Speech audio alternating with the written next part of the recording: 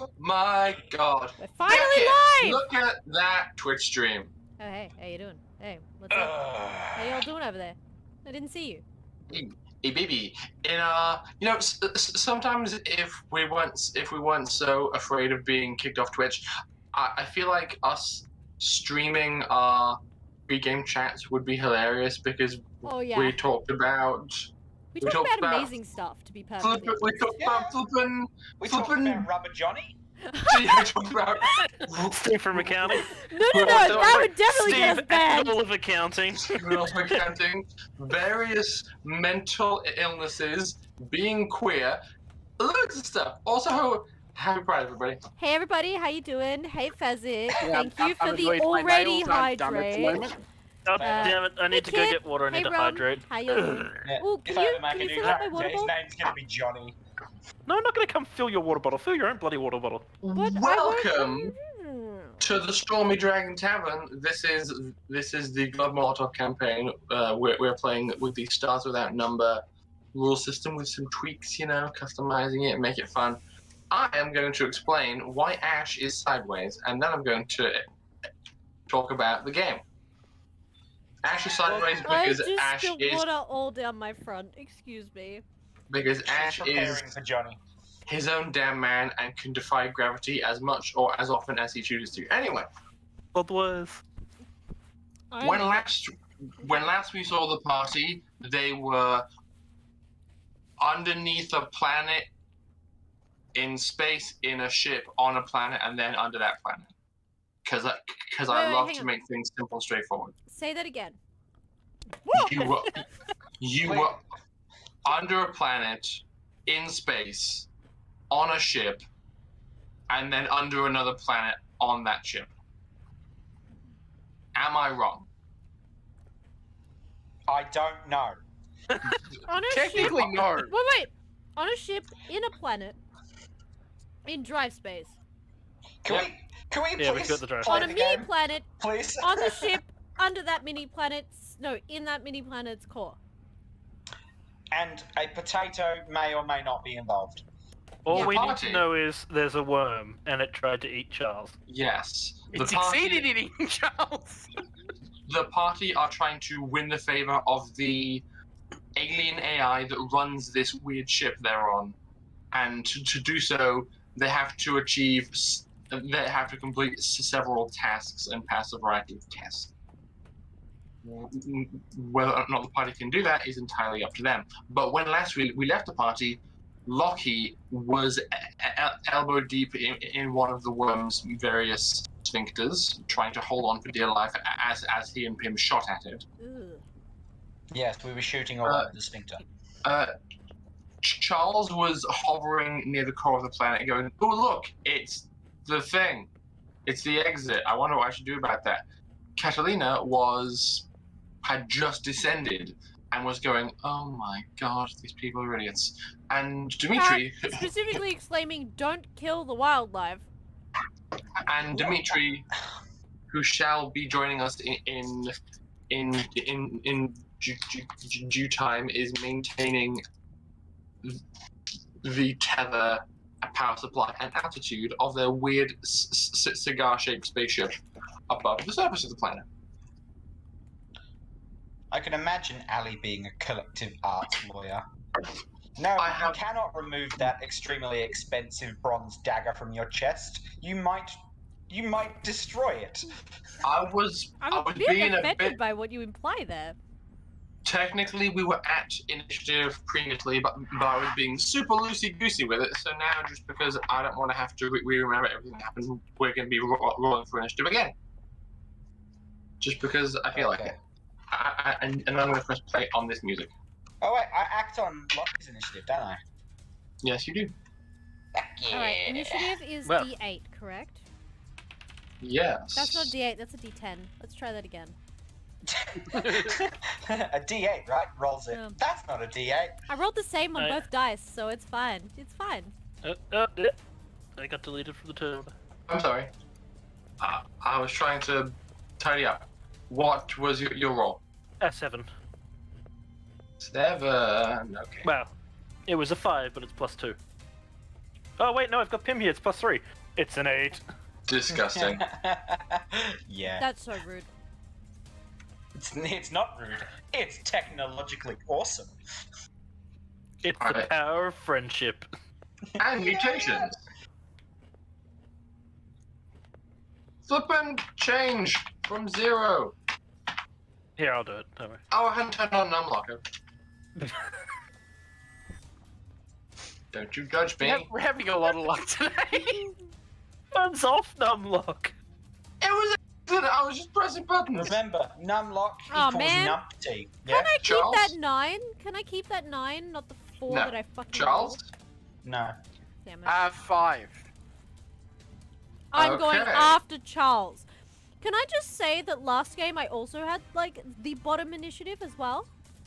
Piss So- off, I had initiative 0. Okay, second to last then. Sorry, it was balls. Or was I it was gonna say, first? it's literally I impossible take it for us back. to have a lower initiative than Pim. I tell you what, I think last game I had first, but because I couldn't do anything first turn, it felt like I was last. Yeah. That seems more likely. Yeah. You got an itchy trigger finger, but you don't want to shoot anything. Can't Correct. do shit. Okay. This seems appropriate. Top of the round is the worm. Called hacks. Lucky. I'm in its sphincter. You are That's in the worm sphincter. So, at this close range, you see something very interesting about this creature. As you can see in the image, there's portions of armor with portions of like rings of sphincter, like equidistantly spaced out across the length of this creature. Interestingly, this actually looks to be a choice on the part of the worm. As at this range, you can see that under the armor plating portions are more sphincters. Just they are actively and constantly puckering and holding these cylinders of armor in place around the creature's body. So if the worm wants to, it could perhaps pass the armor up and down its body depending on its needs. That's kind of cool. Yeah. No, that's disturbing. For now, though, it's pretty equidistant, and though, and you aren't really in the worm's danger range. Danger zone! At least not from the worm itself attacking you. You see several of the other sphincters nearby you open. And guess what Stop comes saying out? Sphincter. Just No. okay. More babies! Yay, I'ma shoot them. Stop killing You know the what? wildlife, friends. Oh, sure, we'll just stop fighting. What are we supposed to use? Harsh language? Lucky, what is your armor class? That's actually a very good question. With me in, it's 0, I think. I think with you in it, it's -1. Oh, nice. Yeah, thought with you in it's -1. Ah. Wait, you add dexterity to it, don't you? I don't think you do. I don't think you do either. No, so no, it's just 0. It's -1 Okay. when you have your shield. Yeah. Ah, there we go. Well, then I That just... Oh wait, I do have the shield. Like we said that I'd be carrying the shotgun and the shield. You can't carry both. Oh, Yeah. really? Yeah. Oh, yeah. We were going to modify the arm, but we never got around to doing it, so the shotgun was built into the other. Yeah, It's yeah. fine. I hit you once. Yeah. One of these very angry baby worms deals a whole point of damage to you. My god.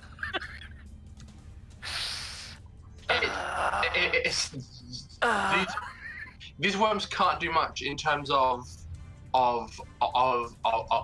biting or crunching, but one thing that they have on their side is grip strength. So while you're able to shake off one of the worms that jumps at you, the second one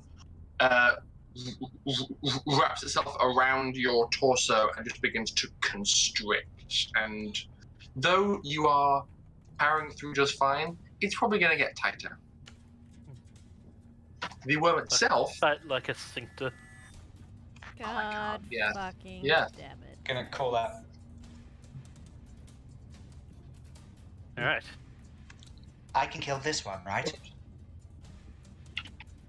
The worm itself is angry and can smell and sense a variety of things, including the rumble of Catalina's jetpack permeating through this space. So she is going to, so Big BT is going to crawl over nearer to Catalina, rise up, and just try and swallow you. Bitch. Don't attack it! Don't attack it, Catalina! She's just gonna avoid it. Get to the blue fucking hole. Yeah, I rolled a 17 on the die. You can't avoid it. I mean, she's gonna try and avoid it. So you see it coming towards you and think, oh no, I better dodge. I hope he doesn't eat me so quick. Yep. Nope, never mind. This worm snaps out at you with terrifying speed and ferocity, and it doesn't seem to do what it did with Charles right away and just goes directly for the stomach. Basically, it has you in its weird little mouthy beak and is basically trying to soften you up first. It's learned from its previous mistake of trying to eat this prey live. I was gonna say this particular one doesn't taste particularly good. It tastes a little metallic. That's okay. This creature, it's dirt quite often, Yeah. so you know. After seeing Catalina get eaten, I just failed my mental effect save. Okay. Catalina, you take 8 points of damage from this Ow. creature going crunchy, crunchy, crunch. That was actually a really low roll on my part, so. Cool. And you're currently in this worm's maw, just like held in place, being chewed on and crunched Super up from. cash, just chilling. Yes. Lucky, Yes. what do you do? Something very stupid. Of course you do. When don't you? I expected no less from you, Ash. Please. Well- Let's go. Catalina's now getting eaten. Someone keeps getting eaten. Otherwise, I would leave this thing alone. But everyone keeps getting eaten. So, there's sphincters all around me. I'm going to attempt to dislodge my one arm with from the sphincter, while shoving a grenade in another one. Oh my god, can't you not blow the thing up? It's not gonna blow it up. The thing has unlimited hit points. It's not gonna blow up. It's not just- unlimited. It's enough. Yeah, exactly. So it's enough. A grenade is not gonna kill it. If it was a demolition charge, maybe. Oh my But I I'm don't have any of God. those. You Okay. have been Make me banned from demo charges. Yeah. roll me strength athletics to see if you can extricate yourself from this situation. And just basically tell Pim, get ready to kick off. I'm gonna roll That- another mental effect save. That is an 11. For strength. 11. Okay. Oh, I failed again. Alright. Yeah, you are able to get yourself out of there. De-sphinctify myself. You plant both your feet and use your newfound uber muscles to just brute force your arm out. It helps a bit that your arm comes out kind of juicy. Gross. I didn't want that image in my mind. It was pre-lubricated by the sphincter. It's just gonna basically pull out a grenade, shove it in, and just kick off. Okay. You're gonna see a lot of glitches across the front of your visor, Lucky. I'm gonna ask you to make an attack roll, Yep. but it's purely because you are trying to force something back into a sphincter that has now closed. That is an 18 on the dice. I think Yeah. that'll hit. Your timing is breathtaking. While you were pulling out with one arm, you had unhooked the grenade with the other, and in this beautiful moment of the sphincter retracting, you pull forth the pin and drop it down the hole. And then No. just, kick off. Okay. Pim is probably gonna fire in a random direction. Okay. Roll me a DH. Actually, you know what? Roll me a DH twice. Because technically this is... 3. Yep. 7. 3-dimensional space. Yep. So... Funnily enough, I actually have 2 scatter dice here. Okay.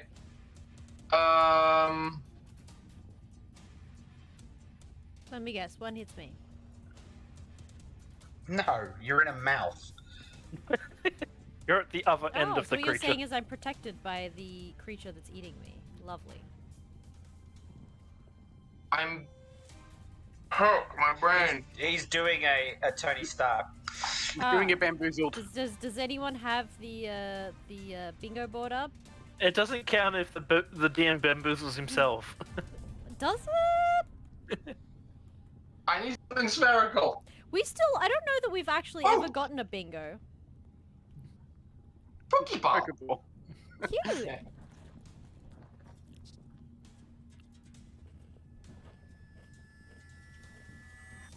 Okay, that's weird. You launch backwards and away, and are taking a weird arc in that's a snake in this direction. Amusingly, the snake comes with you. Yeah. Or on on my way still. the little baby worm comes away with you. So you are launching away and are taking kind of like an oval orbit around the core. You probably, at this trajectory, will end up colliding with spikes on the far side of the sphere if you don't amend your course somehow. But currently, you're just flying away. All I can say is, crikey, got a new bubba. I'm gonna call him Slithers. So where do I fire? You did fire. I had you roll randomly, and that's the direction that you carried him in. Oh, so I fired and it sent us floating. Well, you said you launched your thrusters randomly, right? No, I fired my shotgun randomly. Because Oh, I'm out of thruster stuff, remember? well then, I retract the that. the suit itself has retro thrusters. Oh no, because I was using the spike thrower. I was using the shotgun. I was firing Okay. in a random direction. That's why Ali was like, "So you hit me," because I was shooting a gun. Okay, your arms spin around backwards and shoot behind you, Fair enough. and Lockie kicks off. Lockie, can you please roll me Oh dear. damage for the grenade? But I would like you to roll twice as many dice. Okay. Internal damage. It's 2d8 for a grenade, isn't it? Yep. So double that's 48. Been a while since I've used something other than spike throwers and A spike Demo thrower charges. is 3d8, isn't it? yeah, Yes. So how does a shotgun do more damage than a grenade? because it's solid slugs of metal being sprayed in your face. And I don't know. a grenade hits absolutely everybody, absolutely everywhere. 19 damage total. Everybody, every boy, every girl.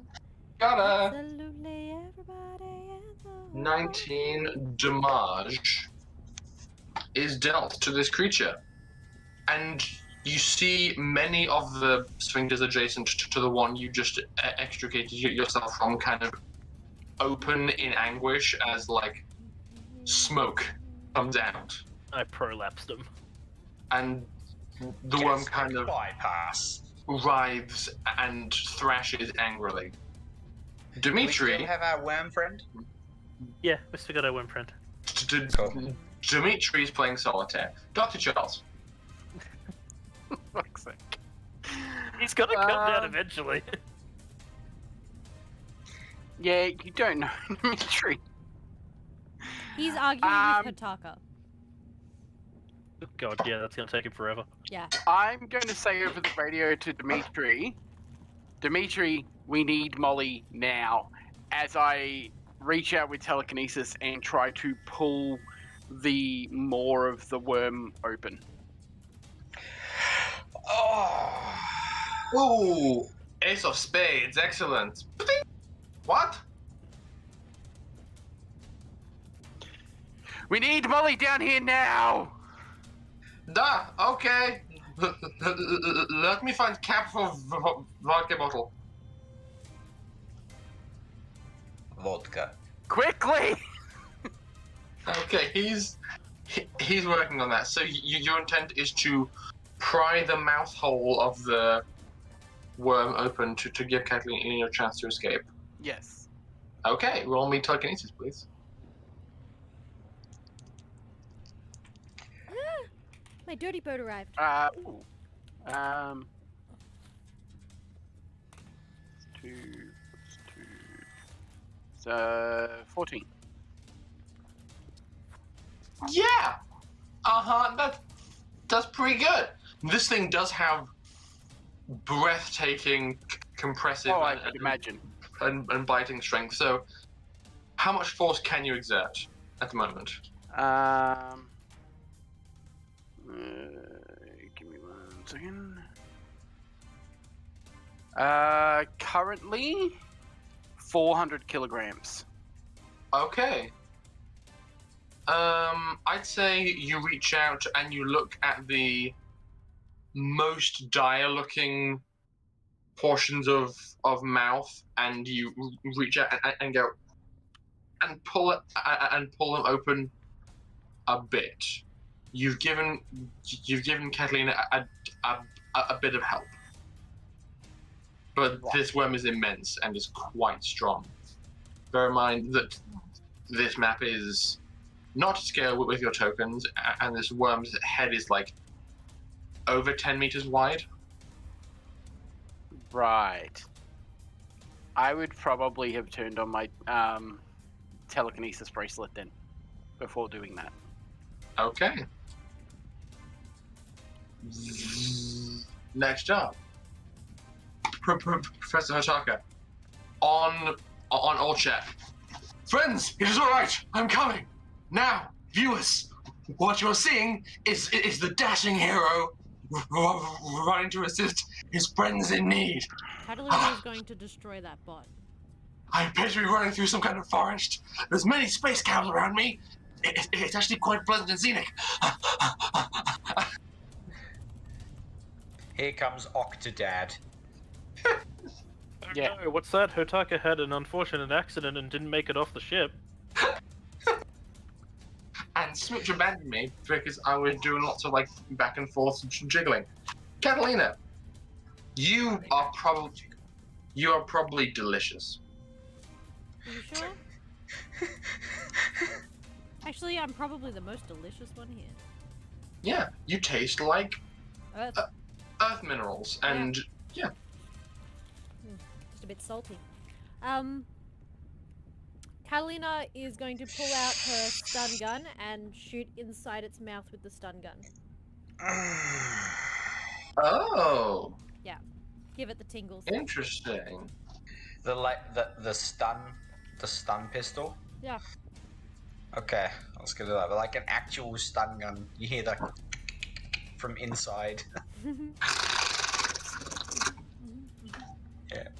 Make me an attack roll, please. I will give you advantage because you are inside. Okay. How do I attack again? D20s.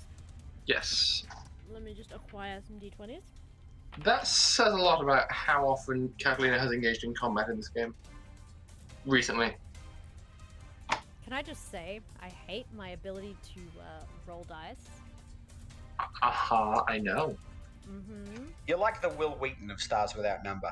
I'm the Will Wheaton of fucking the Stormy Dragon Tavern, I swear. Alright. What do I add? My attack bonus is 5. Then add that. Do I add dex? No. That's already included in your attack bonus. It should already be puzzled out for you. No, it's not. No? Okay, never mind. No, So yeah, it's a warrior of her level is attack bonus 5 base. okay. So it's +5, yes, plus your dex, plus what you have in combat energy weapons, and actually because it's an energy weapon, plus an additional 1. I miss. What did you roll? Shit. A 4 and a 9. Okay, you pull forth this stun weapon and you shoot and you hit one of its many teeth. That's my turn. Aha! You're gonna have a toothache. Haha! Are you It's going just to go too to? slimy in there and she can't press the trigger. Are you going to attempt to move at all? Nope. Good, because you can't. What was that? What? What? Nothing, don't worry. It's like the ultimate stuff you. Haha, you can't move. I just realised that logically you can't move. So apologies if that was Face kind Mart of. is getting sassy. I mean, yeah. Are you gonna try to move? No. Good, because you can't. Okay.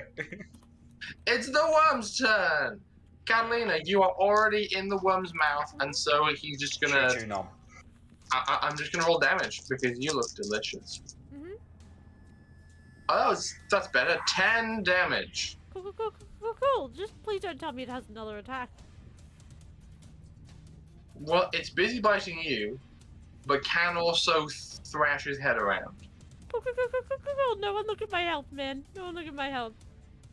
I'm gonna have a look at your health. You're on 1 hit point, aren't you? I admit to nothing. You have 1 hit point.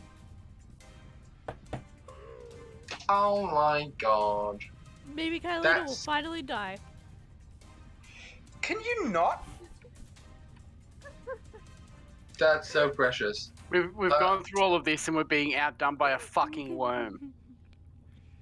But don't kill the worm, guys. Yeah, no, the worm's dying. I don't care anymore. Lucky, the space worm has you in range and is gonna swing his head towards you and smack. Okay. Yeah. You do hear Nat Catalina 20. crying out. Nat 20. And so I'm gonna roll some damage with you being smacked in the head by a space worm. Don't you guys have like veterans luck? I do. But I get Oh to my wait God, till I I hear could've- what the damage is. It's only for anything that has a attack roll, I think. I made an attack roll. Not against me, you didn't. Oh no, I didn't. I just was rolled already damage hit. because I was already eating you. Ash, you take 16 points of damage as this head just smacks you violently. Yeah, but I don't really want to. Okay, Ash invokes his once per fight use of Veteran's Luck. Smooch, could you not? I mean, like, no, you can't eat my dice. It's a bag of dice, not a bag of treats. Okay, so tell me in no uncertain terms how you, as a badass, evade being smacked in the everything by the side of this one's head. I kind of want to go with it slightly. I kind of want to get well, have it collide with me, but just hold on and swing with the force. Okay, so you see the head swing towards you, fire your thrusters at the last second, and then reach out your partially bent knees. As it impacts, you expertly bend your knees to absorb the force and then just go with the swing. Where do you want this kinetic energy to take you? Well, I actually want to grab hold. Again? Hold on Okay, as it swings in. Yeah, because now it'll be closer to its head. that's a good point. Roll me athletics, but with dexterity. Okay. Can I assist? Yes, you may, because you have a pair of arms in this race. Okay, that's going to be interesting. I'm curious. Okay. I rolled 2d6 and I got 4 and 3. That's a 7. That's Yeah. 7, yeah. It's Okay. -1 +1. Perfect. That makes my total a 14. Okay. You I think you hit. you brace for impact, and though the G-forces you're exposed to with the swing do kind of force you to be kind of flat against this thing, as the swing ends, you have one of its finer face tendrils wrapped several times around your hand, and the other hand just holding on to the Vesuvius. With, I'd say, one of Pim's robot hands also kind of just grabbing onto the side of the armor. And in that, I need to pee, so I'll be right back. Oh god. Suspense. We're all gonna die, guys. We're all gonna die. To a giant worm.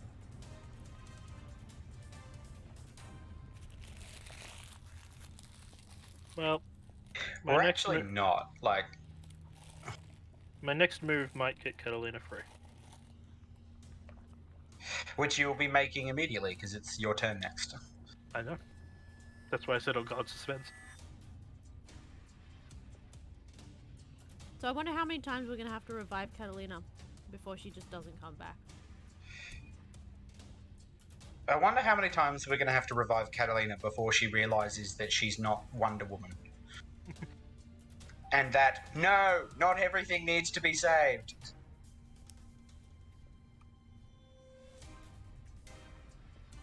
She's got a big heart. Itty bitty brain. Does she technically even have a heart anymore? Yes. It's just She has a big heart. Itty bitty brain. shut your face hole. Catalina is intelligent. I was gonna say she's more intelligent than most of the party.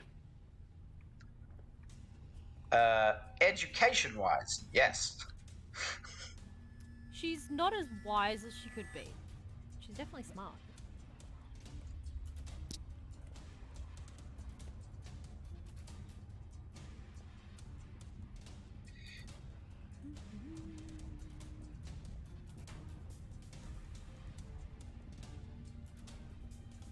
So anyone who's curious to what I'm drawing, I am working on a commission. Okay. I was wondering why it wasn't up on screen this time. What do you mean? It is on screen. Oh, not for you guys. It's on stream.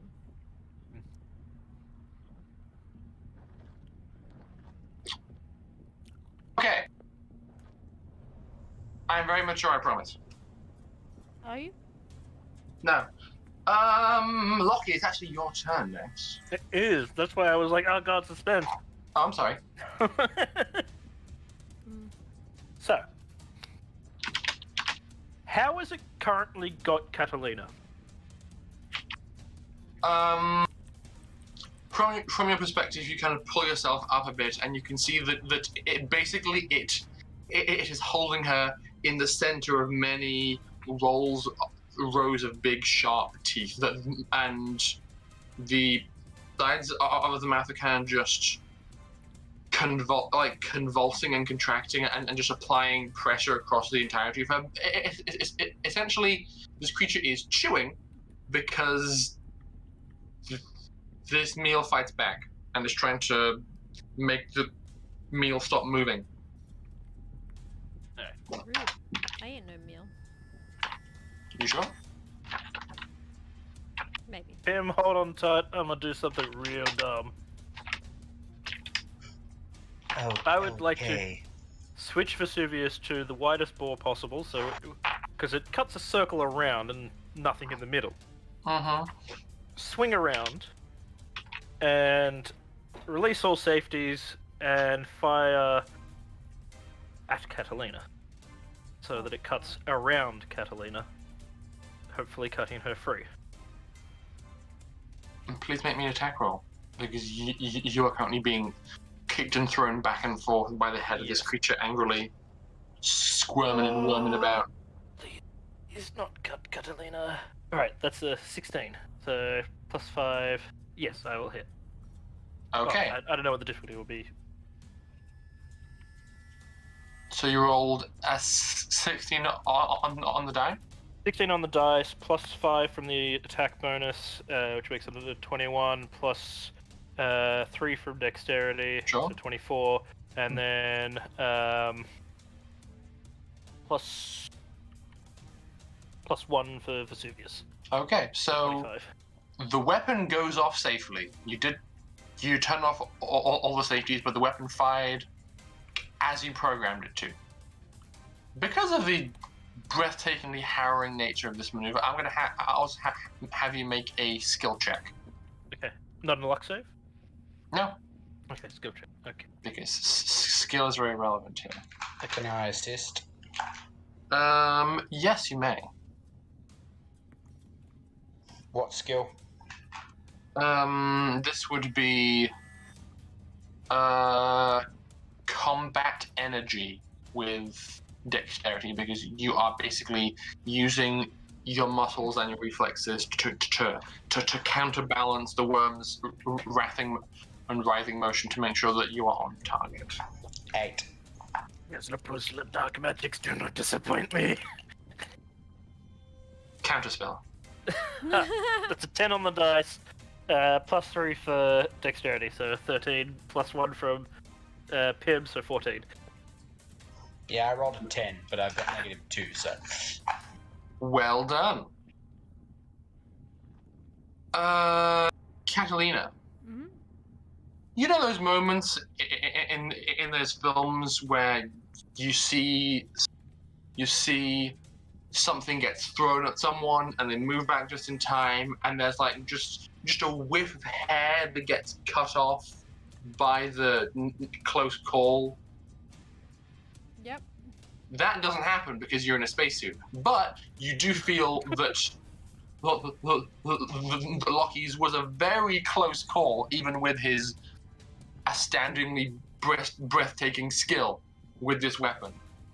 And I'd say the first few layers of teeth are just cut out and nullified. She is still held in from the waist down because you could only cut so far, but you haven't effectively severed a decent portion of this creature's chomping and nomming strength, which is in and of itself quite impressive. And then I'm just gonna yell out, Charles, pull that free, damn it! You can see I'm not looking so good. I imagine I've already got the alert on my compad that's saying, like, emergency, Yep. like, Medical attention required. yeah. Gonna reload, burst fire the spike thrower, and try to shoot it where I think it'll hurt. Are you reloading or burst firing? Burst firing. Okay. Then please make me an attack roll.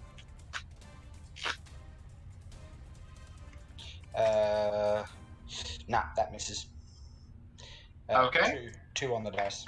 Oh. Catalina, can you please make me a luck save? Oh. I don't know, can I? Can you?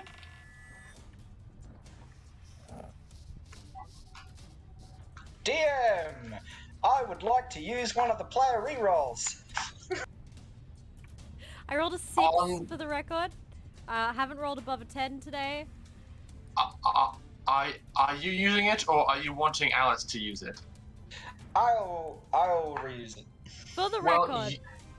I wouldn't allow you to use it because you have now seen the more dire consequences of your failure. I would allow Alice to use it, however. Yes, but Alice is crap at rolling. All right, Alice, off you go. I mean, is there a consensus among the players that Alice should do this? I mean, I feel like she's probably about to cop a bit of spike thrower. Yeah, so I feel like it would be a good choice. Yes. Considering the alternative. Alright. And hope to God that you get a decent roll. See, this is why I wanted to roll. Look at that face. I swear, if you rolled worse than a 6... Is it a nat 1? Yeah, it's a nat 1. Okay. Alright, I'm gonna roll 4 mental effect saves back to back. I did this. You know what? This is why we stopped with the dice cam, because my luck is atrocious. Are you going to use your veteran's luck? Because you can. Can I? Yes! You might take Yes! damage, yes. Oh, okay. But it wasn't an attack directed at me, so I didn't think I could use it. You're being given permission to use it. Please use it. Stop splitting hairs. I mean, I'll use it, but I just didn't think I was allowed, so I didn't mention it. You're allowed, hang on. I'm gonna double I check. think she wants to die. No, okay. Me so- too. Shut up, y'all, I don't You're want to die. all... You're all... Veteran's luck. Once per combat, you may negate a successful attack made against you. You Against can me. wait until damage is rolled. Give the DM your token. Bless you. This is not me like saying, "Hey, I want to die." This is me going, "No, I read the ability earlier, and I don't know if it applies." I'm saying that because Pym did such a bad job, the attack he was aiming at the worm is now aimed at you. Okay. So I'm allowing you to use this. Then yeah, absolutely, I'll use it. Okay, wanna die. but Pym, you unfortunately do see that the shot you unload gets alarmingly close to Catalina as you fire. For the love of God, I'm gonna roll a mental effect save. Oh no. Oh God, we're gonna either lose Catalina or Pym. It's one or the other. I rolled a 7. Okay. Interesting. Fidget. Do you mind? It's not interesting, it's terrified. Turn is it? Please move on. It's now Dimitri's turn. You hear him yell over comms. Hotaka, shut up! I don't care about your vlogging! And he says, I'm sending down Molly. And he makes piloty noises and runs to a door, and you hear a door open. Dr. Charles. Fidget, could you Yes. please stop trying to eat all of my things? There you go. That way. You're attached. Oh, sweetie. Are you okay? Charles is,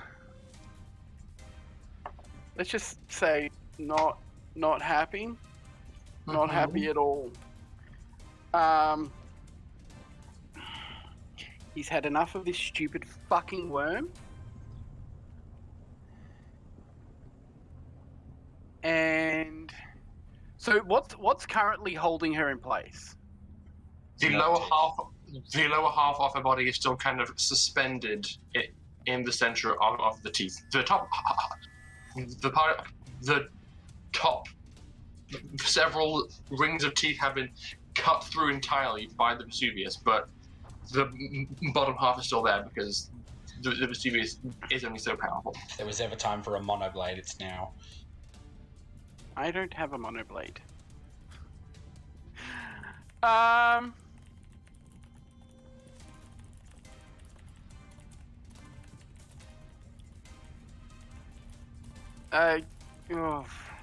Never there was a time for a god. Charles slaps his wrist. No!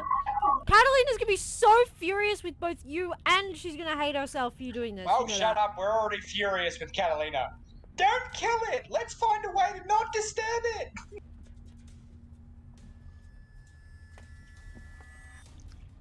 So with the bracelet activated and a dose of regalia taken, I can manipulate up to a metric ton and can smash human-sized holes in TL4 constructed exterior walls. Fine, Fidget, you can have it. Let me just cut off the tape. I will also... He's going ballistic! Oh yeah. He is now here to fuck spiders.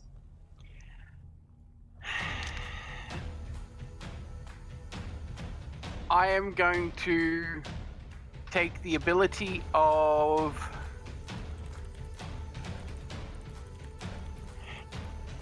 telekinetic ram. Okay. What does that do again? It allows me to basically pour a bunch of telekinetic energy into a particular area. It takes a turn to ignite, but once it does 5d12 damage. Can I interrupt real quick? The music is very loud, Rory. My apologies. I was getting extremely hyped because power. Yeah. So once it detonates, it is sufficient to destroy any immobile civilian vehicle, create a 5-meter hole in anything short of hardened military fortifications, or inflict 5d12 damage on anything else as if it was struck by a heavy weapon. Okay.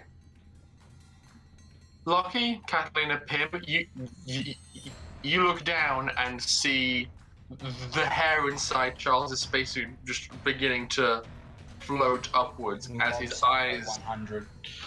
As his eyes are alight once more, and the slightly wavering telekinetic hover he's been maintaining becomes very stable and focused and precise. Charles, you are a god. This worm is nothing. How dare it touch your subjects and try and make a meal of them? Wow. I'm going to start charging the telekinetic ram in... no, I need to use my turn to get Katarina out of there first. So basically, I'm just going to reach in. And anything that's close enough to, like, hold her in, I'm going to snap. I have a ton of pressure that I can use, and I can use it on 4 separate items that I can see. Roll me to telekinesis, please.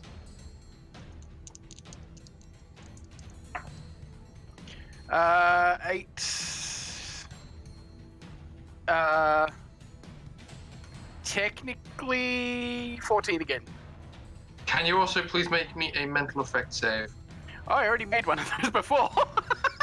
That's why I rolled a nat 1. It's why I pressed the bracelet. I'm asking for another one for a different reason.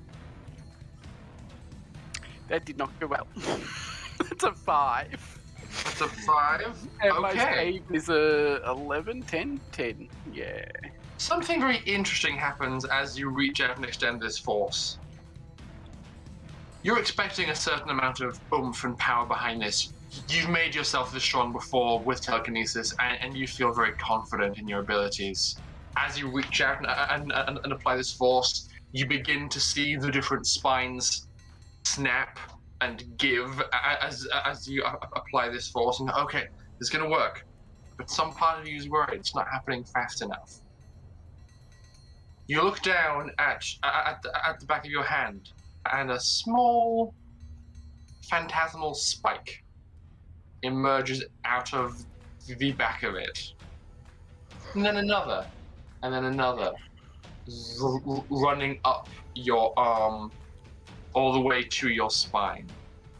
And there is a rush of additional energy, and almost all of the teeth holding Catalina in place snap.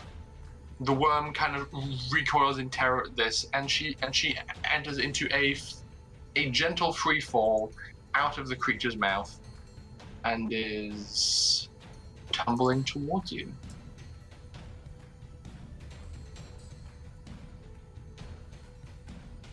Heckin', worm, you're so big. Catalina's still using the jetpack, just so you know. Are you okay? I'm moving the worm all over the place. There we go. Yeah, so you can turn it on during your turn, but you begin to tumble out of this worm's mouth with smears of blood on the inside of your assault suit and feeling barely alive. Oh yeah, Charles, I'm you feeling worse for sure.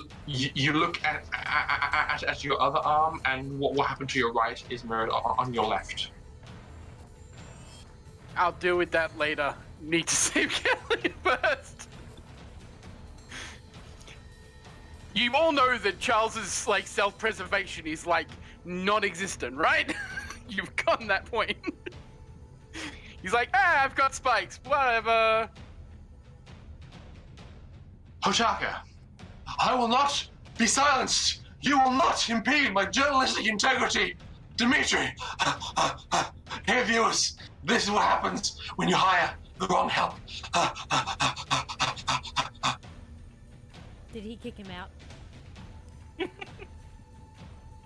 He's running through the forest to get to the hole where you are because he got off at the border of the forest and was vlogging, and now is running to get to where you are now, but it's taking him a while. Cool. So Dimitri ditched him. Yes. Yeah. On brand. Love it. Catalina. Me. It's your turn. Yeah, I am.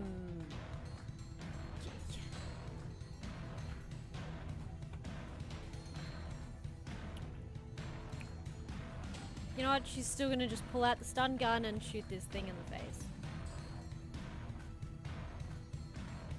You're free floating. Are you sure you don't want to land somewhere first? Land? There's nowhere to land. The stun gun wouldn't really affect trajectory in 0G. Not like a shotgun or something like that would. She's also got the jetpack, so she can adjust, like, using the jetpack is her movement, isn't it? Yes. I would, however, allow greater speed, given the fact that gravity is very strange. So, in theory, if you wanted to, you could use the jetpack and get all the way to here and just land on this big stalagmite. Sure. And I will attempt to frickin' shoot this thing. Okay. Please make an attack roll. Come on, dice. Greater than 10, please. Ooh!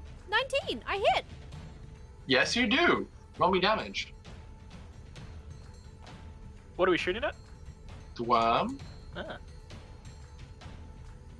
What else is there to shoot at? Lots of little worms.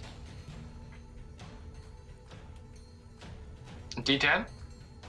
That's 4 damage. Gross. Okay.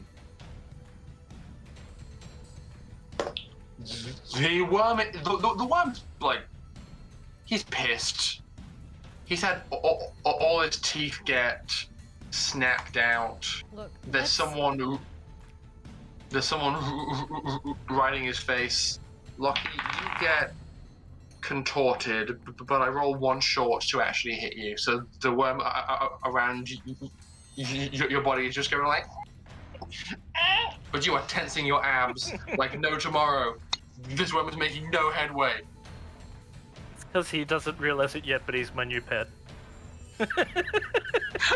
Yeah, no, that is not coming on the ship with us. No.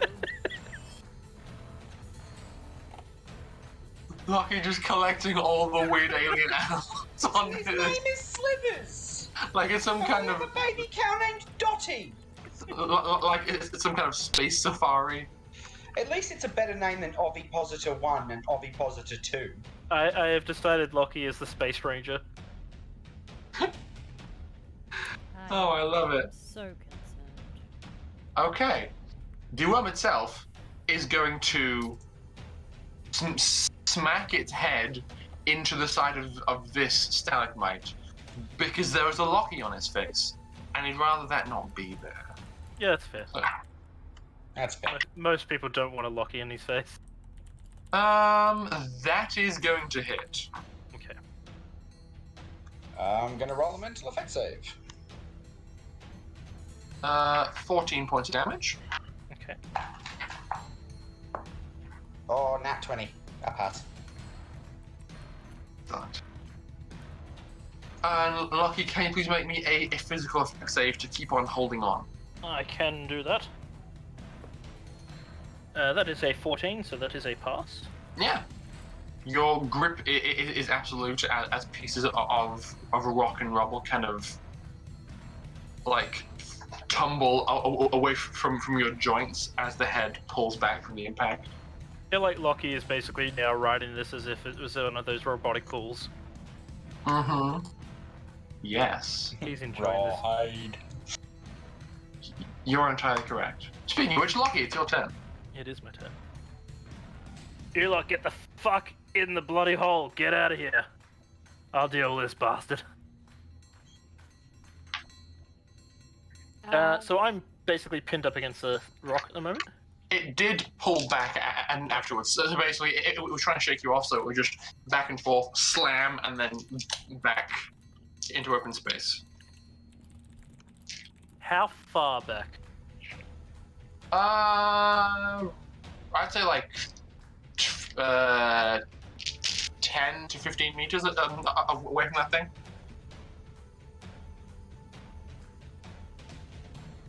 Unfortunately, I would like to attempt to 80-80 this.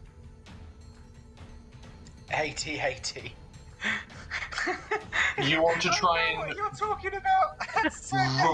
and wrap a cable around the worm multiple times? Around the stalagmite as well, to hold it in place. At least to just... yes, fuck with it for a moment. Are you trying to Cusco? I've got the grapnel launcher. It can hold over a ton of weight. Of force. It could at least cause it some problems. I like that. Hey. It could at least cause it some problems. Are you shooting it like point blank and then jumping off, or are you jumping off then shooting it and?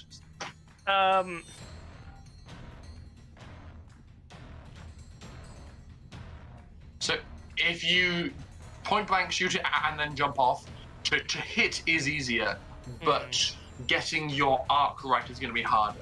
But if you kick off, shooting is going to be harder, but getting your arc right to wrap around is going to be easier. It's a trade-off. Or I could do one of the things.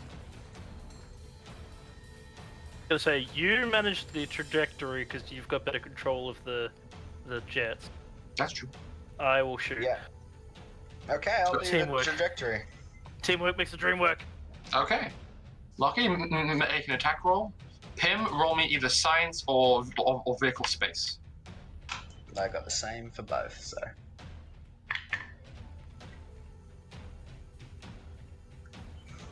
Hey, that's a 4 and a 6 on the dice, so. It's a 22 total to hit.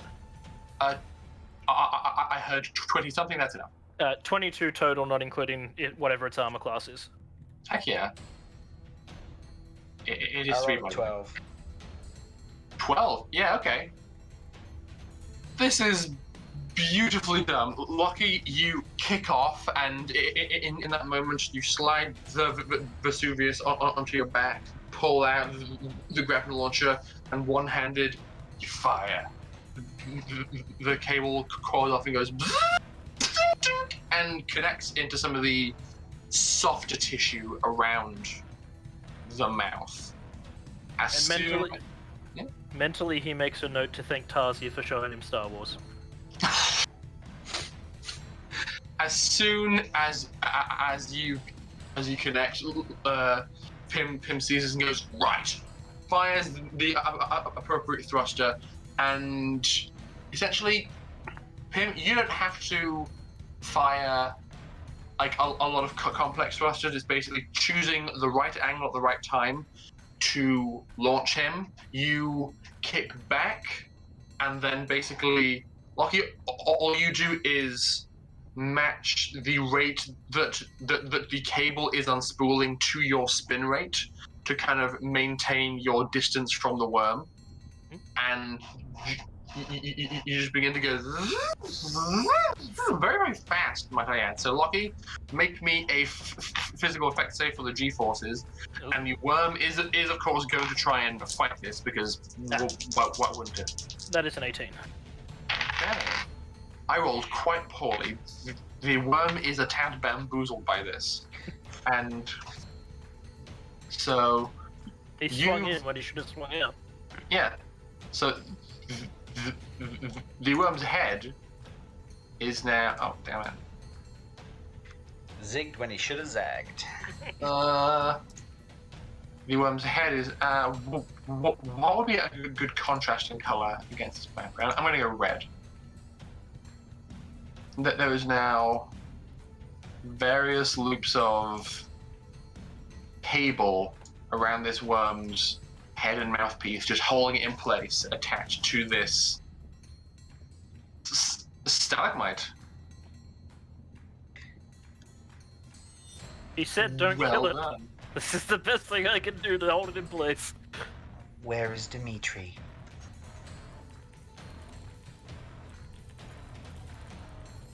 I'm on the weird ship, but I was told to send down Molly. Why aren't you coming as well? Because someone has to man the ship. Can you get the ship down here? No. Whose ship is it again? Hotaka. Feel free to come down then. Interesting. He would be wearing vac suit.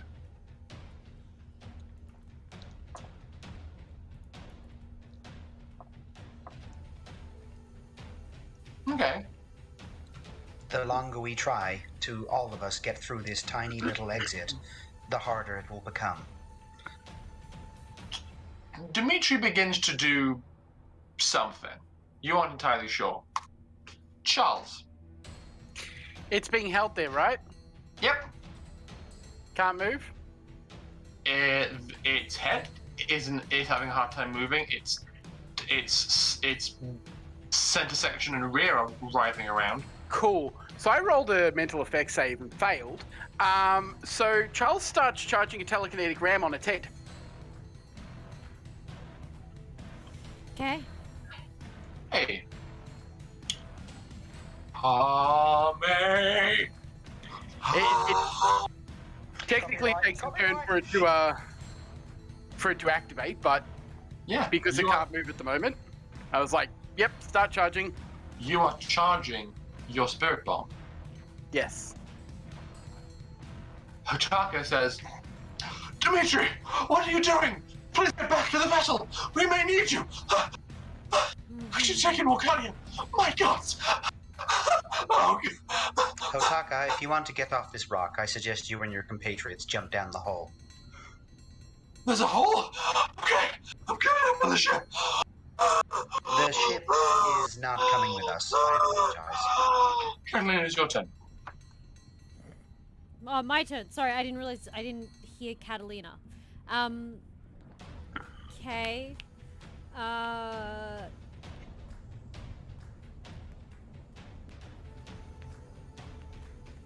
Rory, everyone thinks you're adorable and cute, just so you know. Yeah. Please stay. Every week someone says in chat that you are adorable or cute. I'm passing that on. Anyway, moving on. Thank you, I appreciate it. You're very well loved. Right. Catalina was not trying to hurt it last round. She was just angry at it and shooting for the sake of shooting.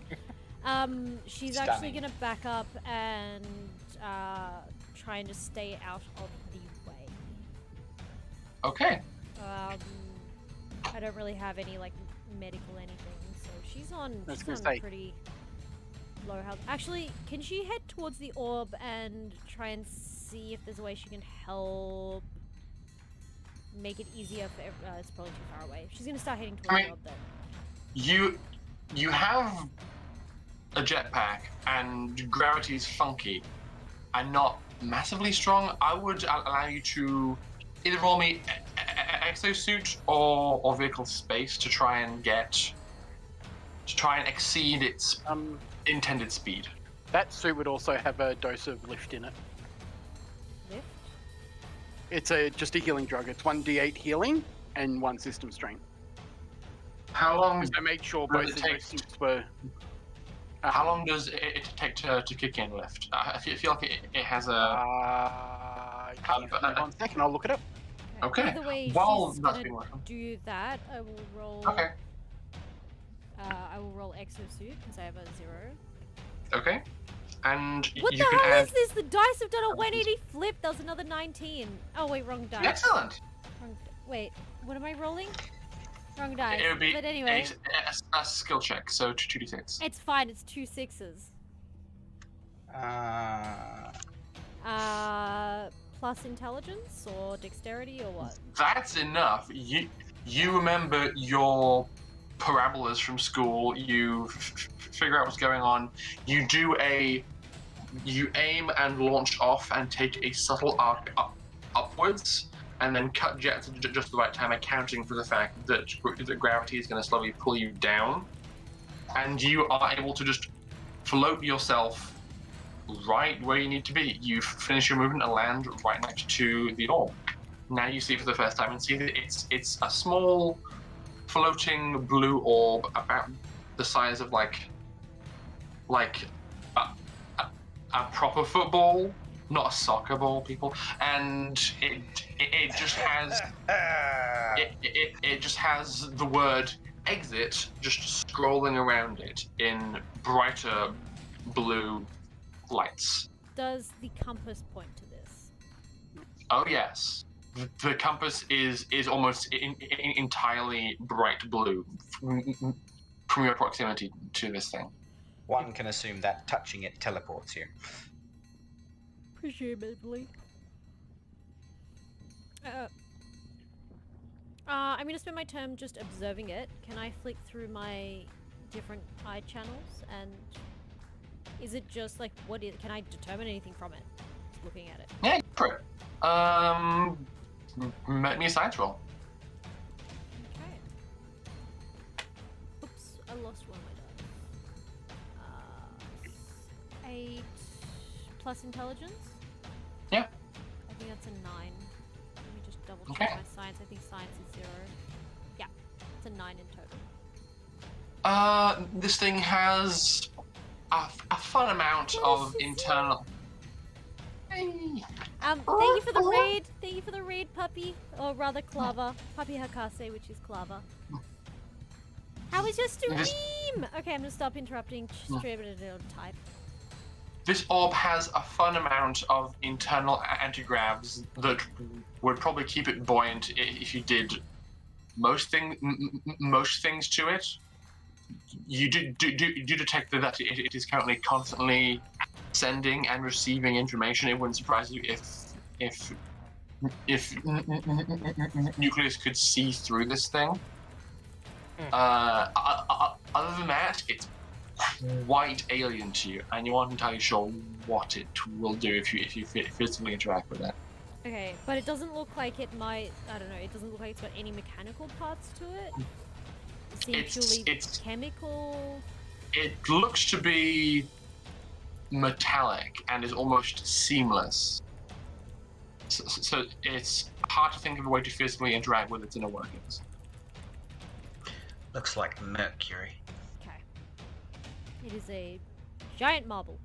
Got it. Yes. Okay. Worm's turn. Worm's pierced. And Kathleen, you are getting progressively more surrounded as this worm's various children, smelling you, are advancing on your position. I wonder if creatures like this ever actually have the fear for their own life. You know, preservation. Even tigers run away. I mean, we did see that before with the other creatures. Fair enough. Yeah. Lockie, you are attempting to be crushed. And you are crushed a bit. You take a surprising 5 points of damage from it's so cute. This thing around your waist. He summons newfound strength and just goes, pulls tighter and tighter, and you go, that's a rib. Yep, that's a rib. I've got more. I'm gonna end up with bruises. The big wormy himself is going to angrily thrash about. Oh, I should ask, Lockie, where did you want to land after your various spirals of fun? Attempting to move towards the orb as well. Okay.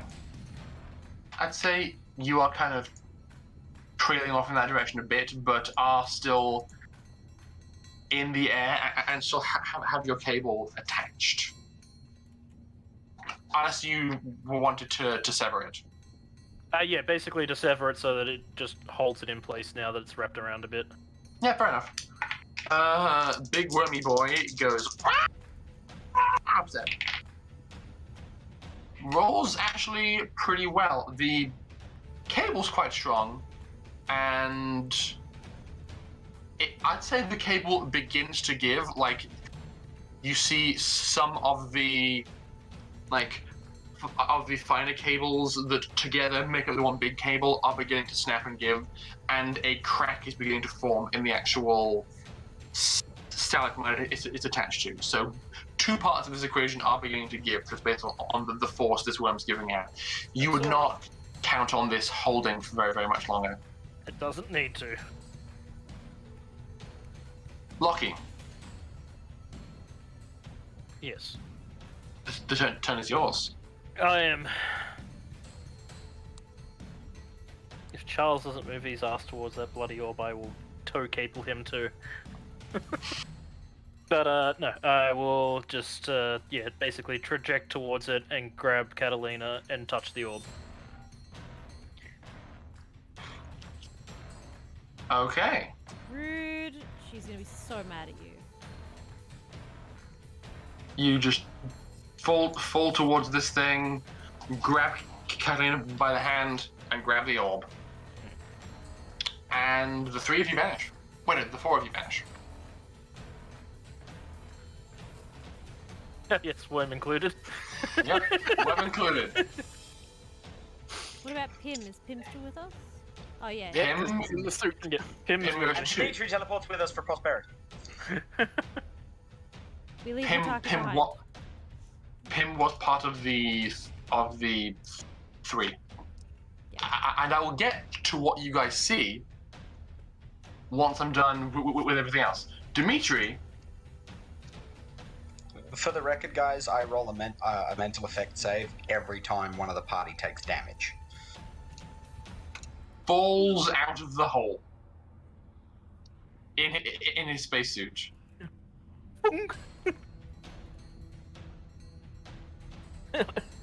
I imagine all you hear is Pizda!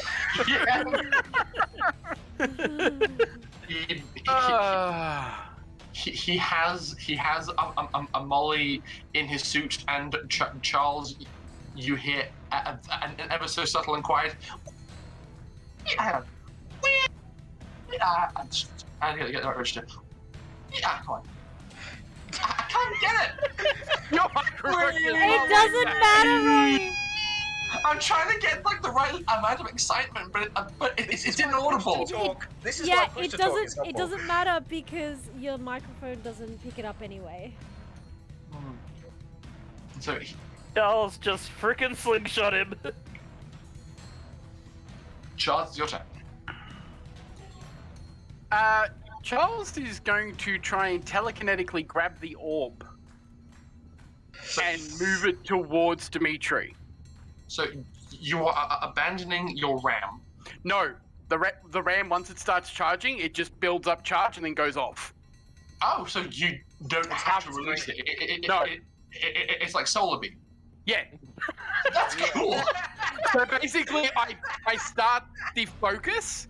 Once the focus is there, it just builds up a charge and then just boom. Let me get this straight. So this, what we're in right now, at the center of this thing, this is what the inside of a Pokeball looks like. Yes, and we're fighting an Onyx. Yeah. Gotcha. Steelix. A Steelix, there we go.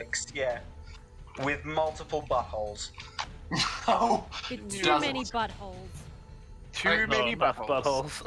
Charles, I will ask you to roll telekinesis to get the orb where you want it in a timely manner.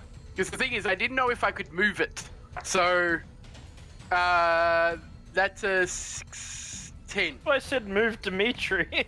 16? No, 10. 10? Okay. You reach out, grab the orb, you feel a tingle, and then you just spin it around you.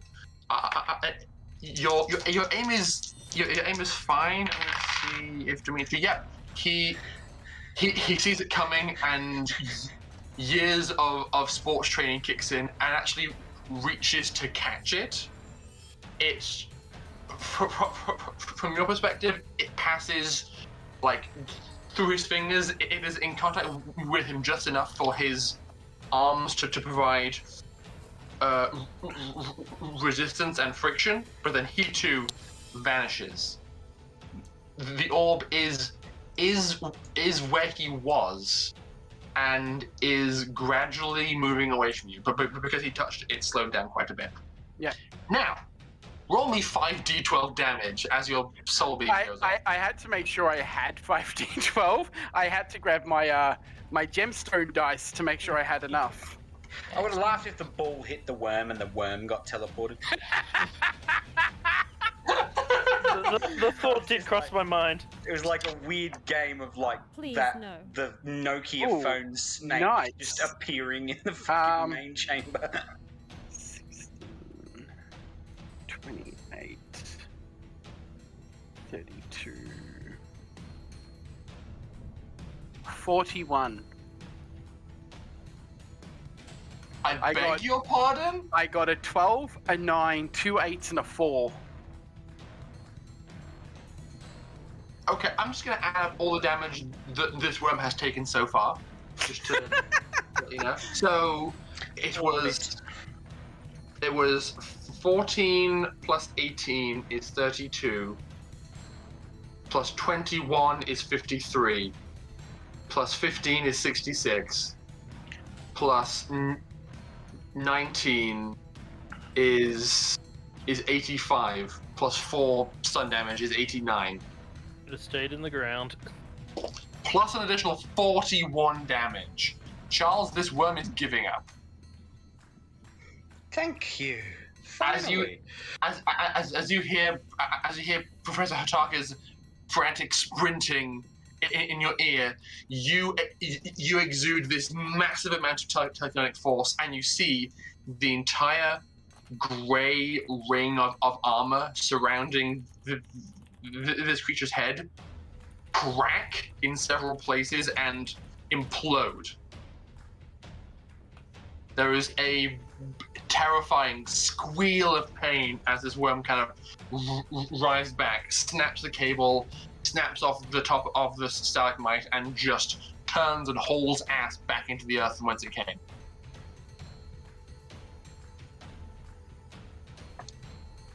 Okay, he's not going to. He just got dead.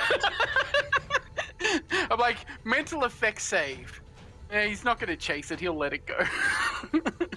How dare you exist before me? Flee now, worm. Flee. What he's going to do is he's going to grab the orb with telekinesis and shoot up the hole. Oh. All right then. So the thing is, he's to come back. Yeah, no, because he's going up with it. He's basically just going to throw it at the other 4 people that are on this planet and then bring it to himself while he's still in the hole, and then it's going to fall back down into the center of the planet again. See if you can hit the ship with it. Yes. It might only bring back biologicals, though. We'll see. So yeah, basically he's just going to Superman his way up the hole with the orb in front of him, and basically tell Hataka to meet him at the below the ship. Okay. We still have the worm, don't we? Lockie does have the worm. Yes, you do. We're gonna have to put it to sleep. Get the stun baton. It will learn respect. If we don't bring back Dottie, I'm gonna be sad. Yes, make sure you bring back Dottie. Do I know about Dottie enough? Yes, you were on comms the entire time. The thing is, are you able to communicate with me while I'm on the planet? We have no idea. Probably not. You'd probably see the cow there and be like, the space cow. Charles. It's got a collar already. Like, a collar that says Dottie. Okay.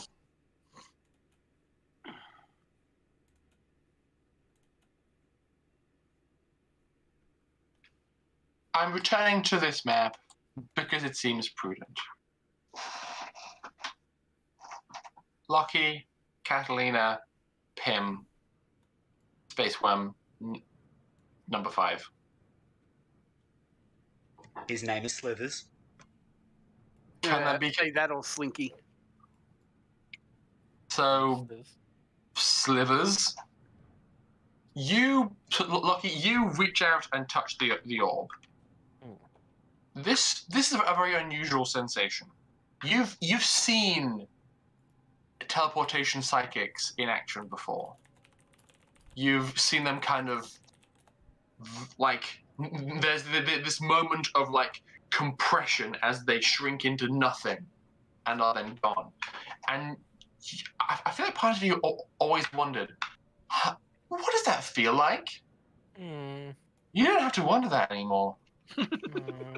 As you feel your entire being pulled through a pinprick in space-time, and all the air is forced out of your lungs, and you feel infinitely stretched, vast, and yet small at the same time.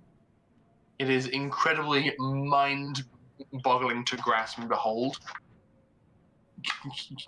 Catalina, this is just exactly what I described. Also for you, Pim, you actually feel nothing because the sensors in the Scarab and suit just stop working.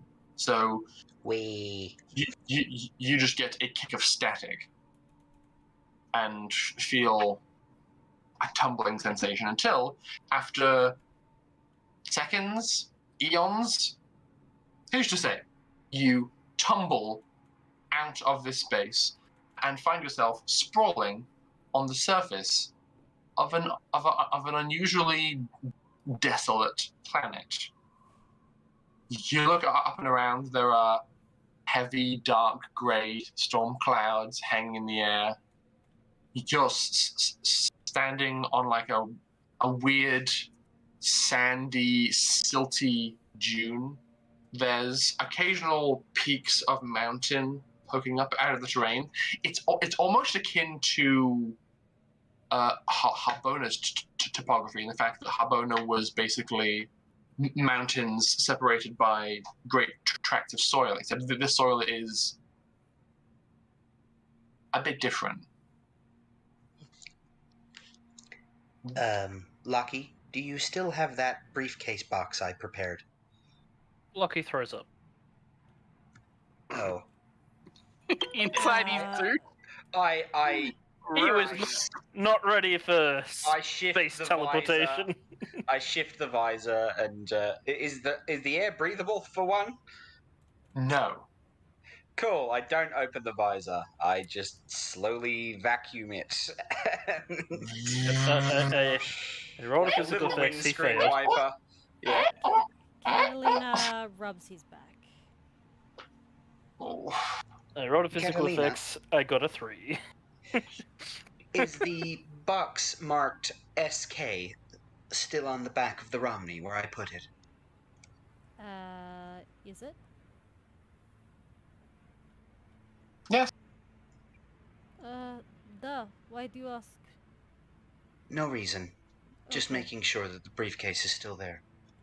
Catalina just sits. I think Rory remembers what it is. I worked on it in episode 30. Yes.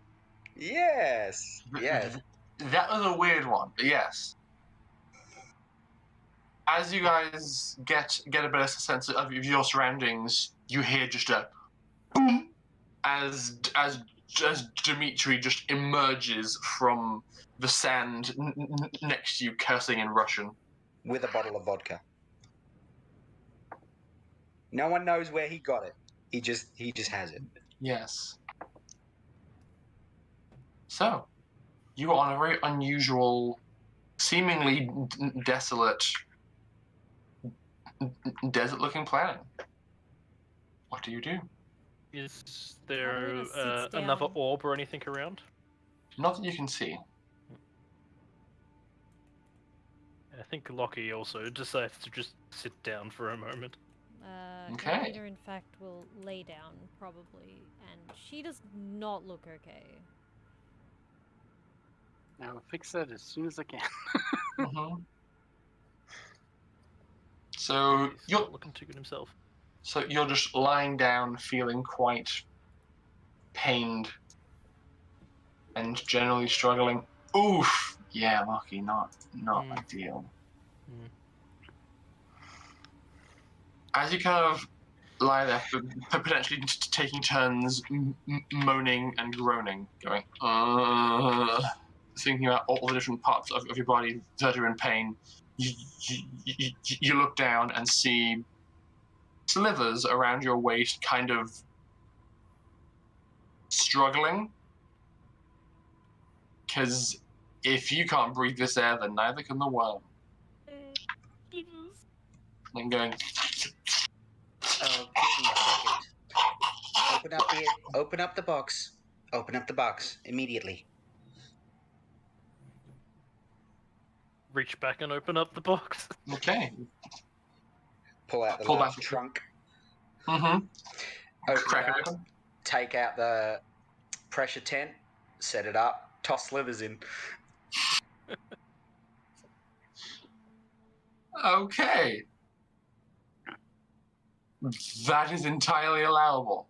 And given the fact that Slithers was just dealing with a very alien atmosphere, he's probably just going to settle down for a while and rest inside this tent. Okay. Hey, Alice, this is my peep. No. Look, you do realize you cannot collect animals, creatures from these places. They have a home they need to stay in. That sounds like something someone with no weird worm wants to say. Also, I am very angry with you, but I heard too much to be angry, so I will punch you later. Oh, okay. Not you, Pim. That was it, Lucky. Hold on a Okay. sec. I saved your life, and I saved this thing's life because I didn't exactly choose for it to come through with me. But at least it's in a safe environment now. And you want to punch me? Yeah. How dare you leave the others behind? Charles has gone God mode. He'll be fine. And the others? Do they even know where we are? This is going to be a while. Hold on. I'm going to take out the large amount of things that I put into this survival kit. Uh-huh. And honestly, I didn't know what would happen when I hit that thing. I thought it'd be like a game or something where it just pauses or something. You do realize real Give me a life sec, I does need to not pull it up. pause, you know? You gotta understand, I got no bloody clue what's going on this thing. That's okay. We're on a planet, inside a planet, on a ship, but, like, planet. Inside the planet. She, like, pats your face. It's fine. Like, no, you know, like, your helmet. I know. Yeah. Yeah, okay. You know what? It's fine. Don't worry about it. Okay, so, based on what I have here, we have 2 Atmo filters, a set of binoculars, 2 backpacks, small climbing gear, some glow bugs. Oh, it's good. I added the pressure tent, though that is the only pressure tent we have. We have a survival kit, a solar recharger, a survey scanner, as well as some rations that should last us for about 12 days. We do not have 12 days. We need to finish this sooner. Did not think it would send us to another planet biome. We also have this. And Pim's going to lift out the med kit. Ta-da! That she will take and start trying to... No. You sit down. Let me. Sure, whatever. Okay. She just lets you go to town. Yep. I'ma heal her 2d6. Where exactly are we?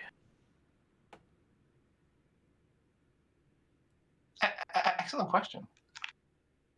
You got that compass thingy? No. She just lifts it up. Is it pointing anywhere? Yes, it is. Oh.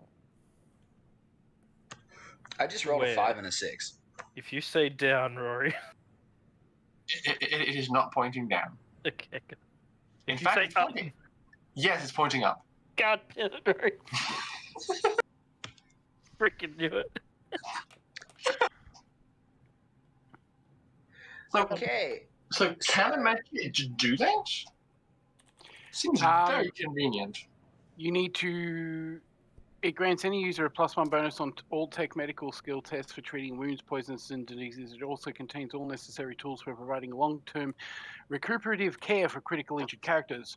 Yeah. After each day of granting long-term recuperative care, roll 2d6 per patient treated. On a 12, the kit has run out of some of the vital pharmaceuticals. Yeah, no, I was rolling for tech medical. Okay, so you are beginning to administer assistance through the suit that Catalina is wearing? Essentially, yeah. I thought I was taking her into the pressure tent. Yeah, you know what? That works. I wasn't sure if you guys were like avoiding the tent, but as you go in and seal it up behind you, you see what now appears to be a much smaller looking worm. Like, these worms look big and ropey in person, but when coiled up, you think, no, how is that so dangerous? It's just kind of like in the corner going.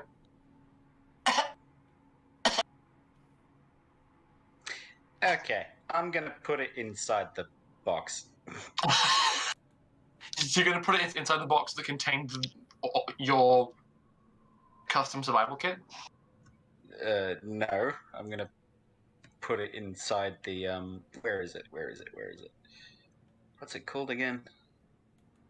It's like that, like, it's a box that, like, you can just place and it sets up. An Insta panel?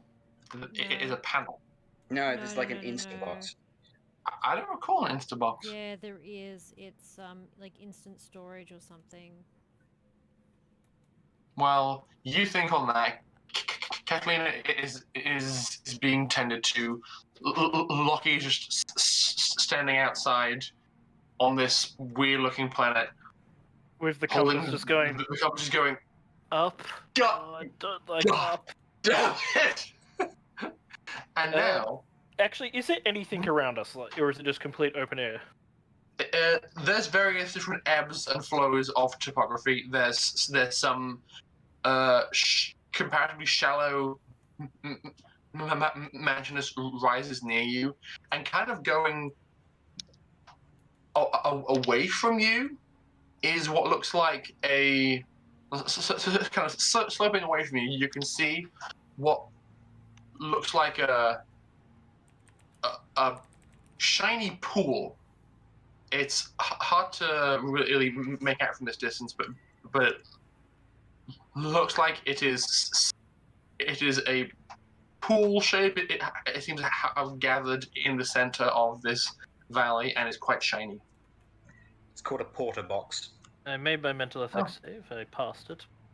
Lockie's just going to do very deep, controlled breathing so that he doesn't panic, because he is in a very wide open space. That is desert-like, with very bad atmosphere. That is very much like home. Yes! This is a lot like home. And according to the readings on your HUD, there is no oxygen in the air around you.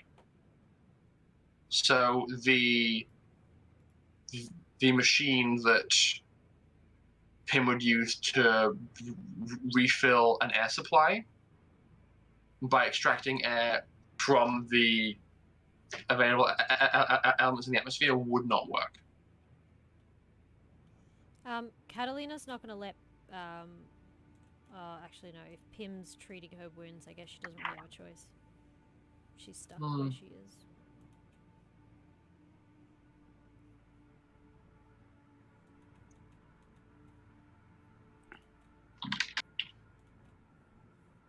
Cool. Yeah, for the moment he's just going to be looking around and cursing at the compass. Don't worry, I believe Charles will be along shortly. He has too much stuff. Lucky, you are maintaining your chill, Kathleen being tended to. Charles, you rocket out of the inside of this shaft and come flying out of the side of the tree, almost knocking Hotaka backwards and over as you shoot at him, because he just made it to the side of the hole and was being like, ooh, how do I get down? Ooh, there's a cable. Excellent. And then you kind of just knock him on his ass as you shoot up and out. I just sort of like float there for a bit, and I'm like, where are your guards? You look behind him, and there's two who are basically just, they are pulling, they are standing underneath the ship, because there's two guards on the ship still, and they are, and one is currently belaying down a cable to get to the ground, and has like a big chunky backpack on. No point in doing that. We're not staying here long. As I sort of move the orb and like catch him midair and just gone. Okay. He just disappears. Charles, can you roll me a perception check, please? Say 9? 9? Okay. Well then, before you move the orb to this guy, you do notice Dottie, who has finished making an absolute mess of the contents of Catalina's duffel bag and is currently approaching the orb curiously, going, Catalina's going to kill you later. As I just sort of like pop it on the nose with the orb. With the orb? Okay. I'll be like, I'll float over, like, try and tidy up Catalina's back, like, duffel bag and, like, zip it up, put it over my shoulder, and I'm like, I wonder if we can take the ship with us. As I launch them all at the ship. Okay. You shoot the orb directly up. It's gone. That was handy. Oh. Yep. Yep. Granted, it's still floating technically, isn't it? Yes, but there's no one piloting it. I was gonna say, it's also in a fixed point in space that it appears.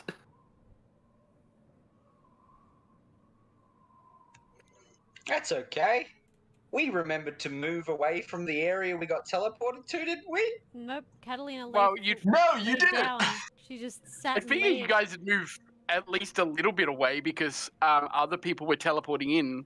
Like, yeah. I imagine you would have figured it out. Once this sounds like a luck save moment. Well, existence. We'll get there once we're done with the rest of what Charles is doing. So I'll just like look around for anything else. You see Hotaka, 2 guards, and a large spool of cable currently going down into the ground. Don't think we need the... Oh, we might need the cable as I move the orb over and touch the cable. Okay. I imagine it starts wheeling into it, bit by bit. It just vanishes. Now, real quick. Hotaka's robot recording device, is he touching it? No. I hit Hotaka. Okay. Hotaka vanishes. His hovering robot friend, Buddy, sees what happens, extrapolates, and then goes to hover towards the orb. Nope. I quickly hit the 2 guards, and then I float into the hole and hit myself. So you want the orb to fall down the hole back into once you've finished hitting yourself with it? Yes. Prevent little bots from going Oh along. my god, you did! That's so petty. It's not just that. I want the orb to end up in the same place it was before. It's Okay. Charles, of course he's petty. He's a god, this is a mere mortal. Yes. This is what he gets for fucking with me. Hey, Buddy didn't do anything wrong. No, and Buddy I can do feel sorry for enjoy Buddy. the remainder of his existence. Yeah. On the worm planet. Yeah. Unless he goes down to the bottom and finds the orb. Who knows? It might just take him an hour or two. So sorry for Buddy. Okay, I liked Buddy, I don't like Ataka. back to You've done it the other way. back to the desert planet. Lockie, you are just standing there looking up at the sky as the tumultuous clouds above you begin to like churn and roil, and you go, blimey. Boom. And you look down, can't breathe. and you see a rapidly looking more and more distressed Dottie going. Turning around, I'm gonna grab Dottie, like spear tackle dive towards the pressure tent. Mm-hmm. And I would like to make a... Would it be a mental save or an intelligence? What's going through Lockie's mind in this moment? To see if he would understand, you know, things are all appearing here. Other things are going to be appearing here. I Call feel that. like Catalina's not Would this dumb be- enough to not realize, and she would tell you to move. I mean, Yeah, but you're getting healed in the pressure tent. What I think is he's going to toss Dottie in the tent, close the tent, and then just start Tarzan pushing the tent away. Oh, right. Would it be wisdom?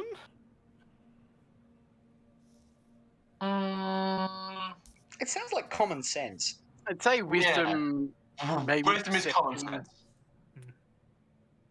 Alright, well that's unfortunate then. That doesn't make a lot of sense because Charles is the wisest of the entire group and has no common sense. Now, we all know common sense is not actually Alright, common. I actually got a 9, Oh, even rare with a it's a negative superpower. 1, so... Okay. Lockie does the... Huh. Oh, starts shoving or dragging the tent out of the way. Mhm. You kind of like, you run forward and grab the front of the tent, pull down the zipper side of the way, shove in Dottie, close it, and just start like push running with it as fast as you can. I'm aware that you're stressed, but now is not the time to exercise. Oh, you just hear shit. Can you make me an evade roll, please, Lockie, as a massive spray of sand and shit emerges from behind you? Alright, do we have a Wilhelm sound clip? You know what? Actually, I just make it, like, literally on the number. that is beautiful. I love that. By the Okay. skin of your teeth. By the skin of Slither's teeth. I think his butt gets grazed a little bit. You hear this grating of metal as he gets thrown forward. Long story short, if the panel or the safety kit was still there, you would have been hit.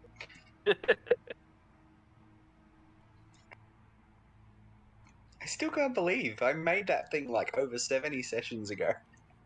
It Mhm. will Yes, come which is in gonna be handy what happens eventually. to Ataka and the other guards. They'll probably Sorry. just appear inside the ship. Potentially. It's a 5-person tent. I mean, sorry. hopefully they don't appear inside the ship.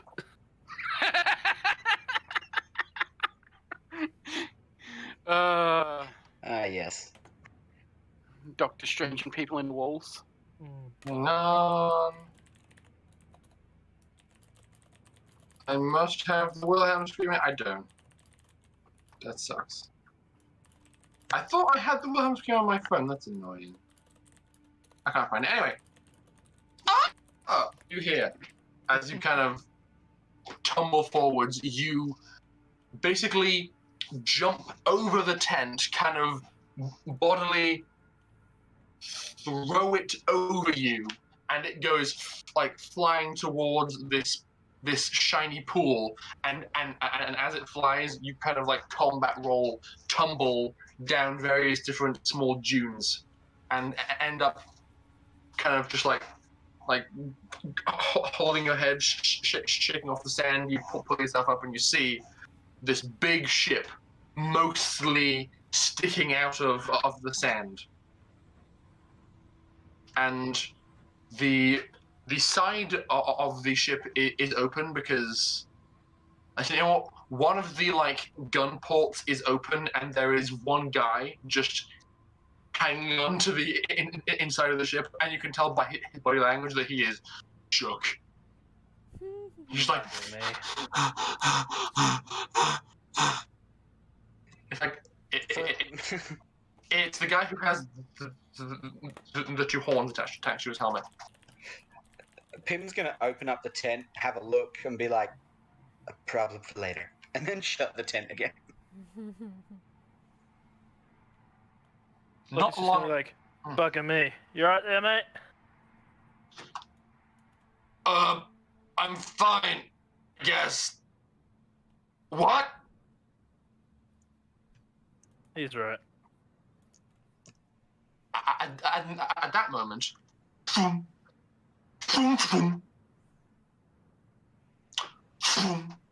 that was Hotaka. Two guards. His three other guards all appearing, like right underneath where the ship is wedged. So if the ship's kind of sitting on an angle like this, they arrive facing right up here. or facing down? It varies, but one of them goes, "Oh God!" and immediately panics and starts running away from the underside of the ship for fear that it's just going to start falling on them. And one of them just stands up and smacks his head. Yes, actually, that does happen. However, the ship seems quite thoroughly wedged, and after they're done panically retreating, Charles, you appear, hovering slightly, with a complete disregard for the squabbles and trivialities of the mortals before you. Like, I just sort of like pop into existence, like, huh. So that's how teleporting feels. Yeah. Oh well. Float over, just sort of like look up and be like, huh. Try and start riding the ship. I have a question. I'm going to take a hazard guess and say that Dimitri just kind of like Jack Sparrow runs when he sees Lockie running. Stops, turns, holding his bottle of vodka. The ship appears, and he's like, "Oh da, huzzah, ship!" He goes back towards the ship, and as he's climbing up a side ladder to get to the cargo bay, there's a lurch as Charles just exerts force. You kind of have to half like push sand away, half cradle the front of the ship, and while you can't pick it up, it's too big. Yeah. You can like push the sand away and gently bring it to a stop. Rest. On the ground, and begin clearing the engines of all the sand that it entered in.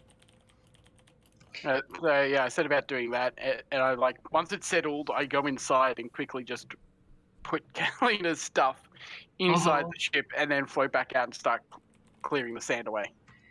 When you get it done, might I ask, Dr. Charles, because I can see that you're here, can I please request that you lift and place the pressure tent inside the cargo bay of the ship? As he's cleaning sand away, he lifts the pressure tent and moves it inside the ship as he's continuing to move sand.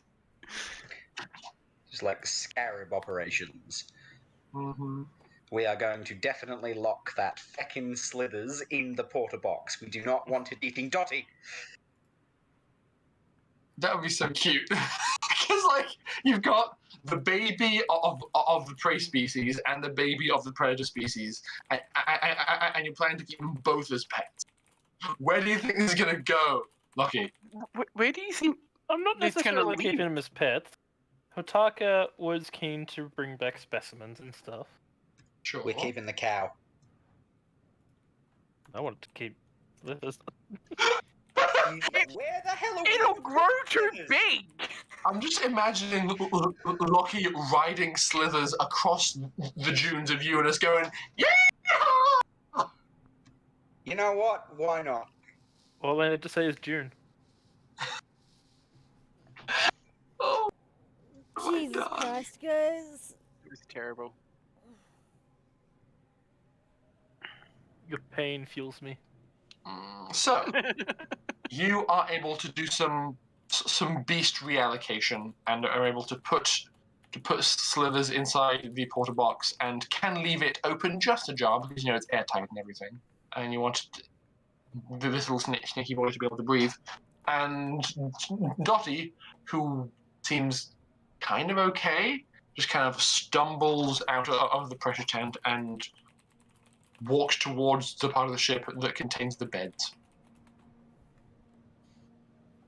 She's gonna eat the beds. Yeah. Yes, she is. She's a goat. Space goat. If it's at all possible, I might actually just give Dottie some nice rations laced with sleeping pills. Interesting. Not Where'd you too get many. I mean, yeah, if I make it, you'd have some sleeping pills. Yeah. So you pull out like a crushed up granola bar with crushed up sleeping pill kind of sprinkled on for good measure. Little bit of water. Yeah. Yeah, bit of water.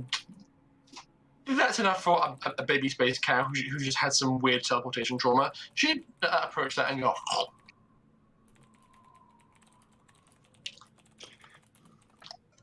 I'll give her. Do we have salt? Because she needs a salt lick if she's gonna be.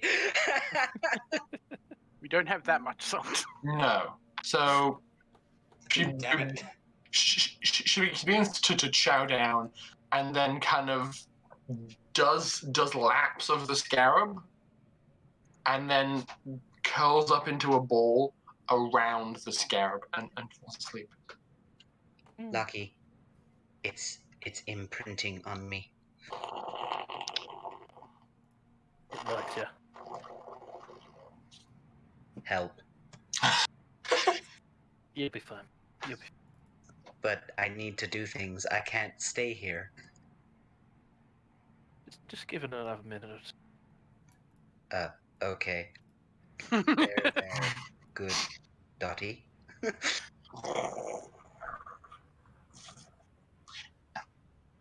Eventually, Dottie does fall asleep properly and kind of relaxes. So if you wanted to, you could extract yourself from this. I will extract myself from the Dottie loaf. Okay. Put a blanket over it. Oh, that's cute.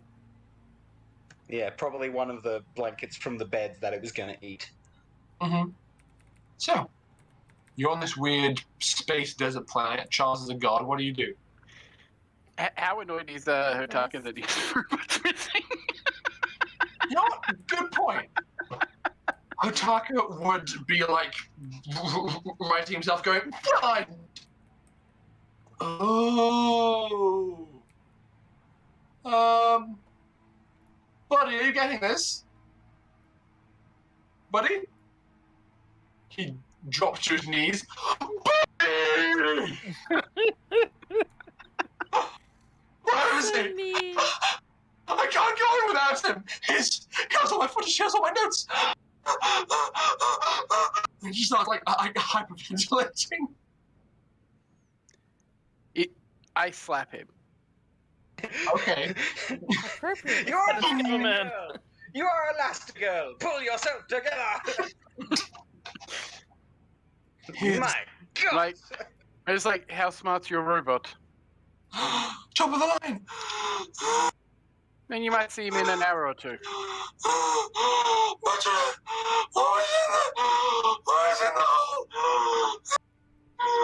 A hole I don't know if this is the that right time went to bring it the up. core. I'm not sure if this is the right time to bring it up, but oxygen is not in infinite supply. There are no oxygen particles. Perhaps stop hyperventilating. Yes, that's exactly how that works, Bim. Oh no, the world is crushing around you, Gotaka. Oh no. He's panicking and will stagger inside the ship. He'll grab a paper bag from inside your med kit and go into another room. Take his helmet off and start brown paper bagging it in the corner. Should I make him tea?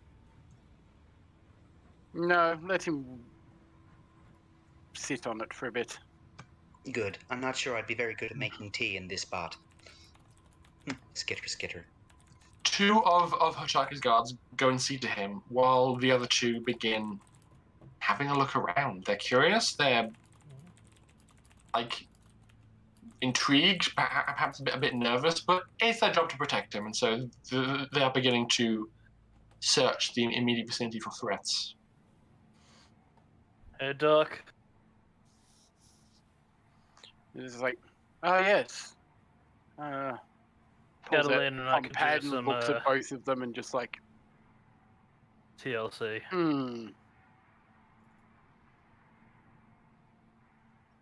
Okay. Floats down, just sort of like touches you on the head. I think that would be floating up for him. The healing slap, yeah.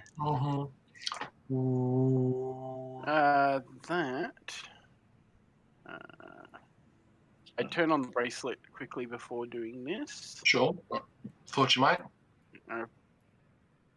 Basically, with the biosonic one, I'm like turning it on, turning it off, turning it on, turning it off. Just quick bursts of assistance.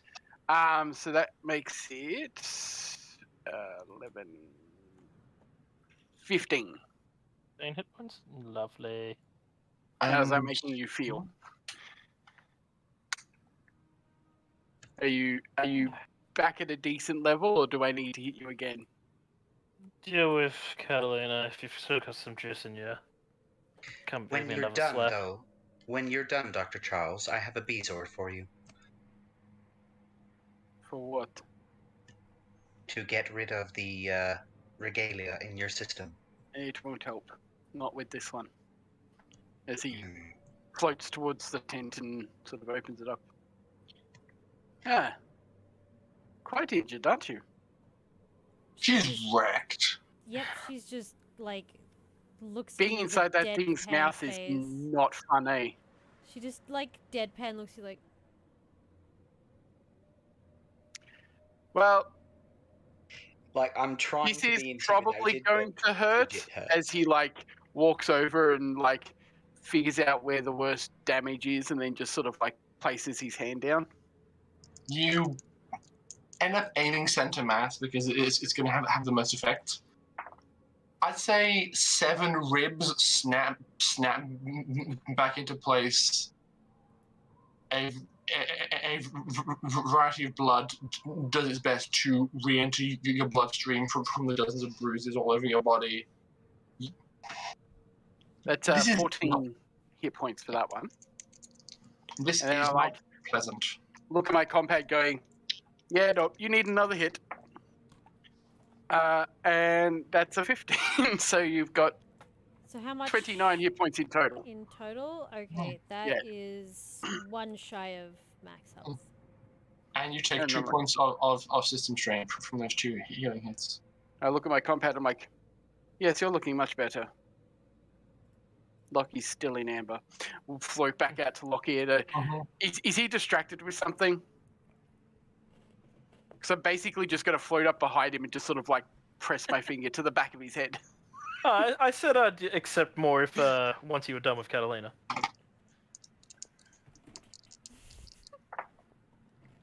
13 hit points. Okay.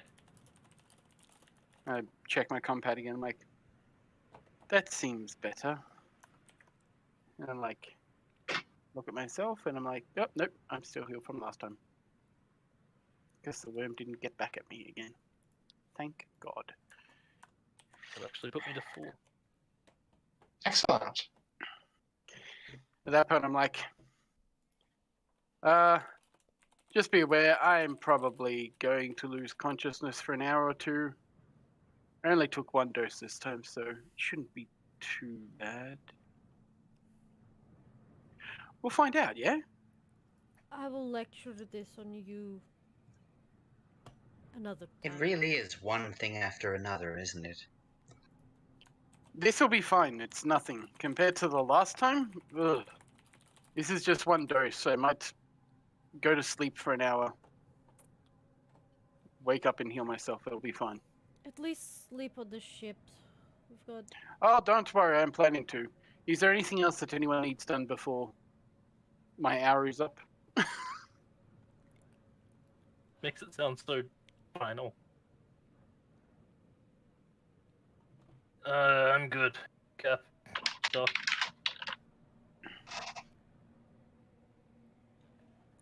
Right. Well, I'm going to go lie down in a bed because I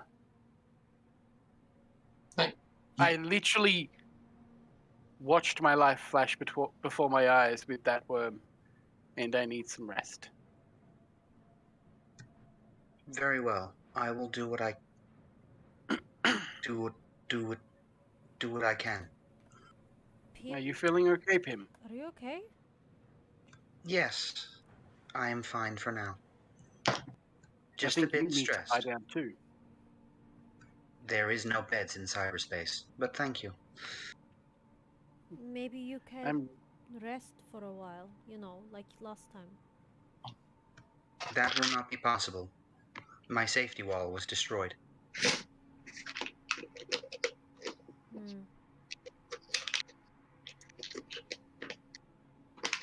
Be careful, Well, Pim. if you We need be to sad talk, I'll lose be you. in the room down there as I float off. Okay. I do not want to die before I taste bacon. God, I love Pim.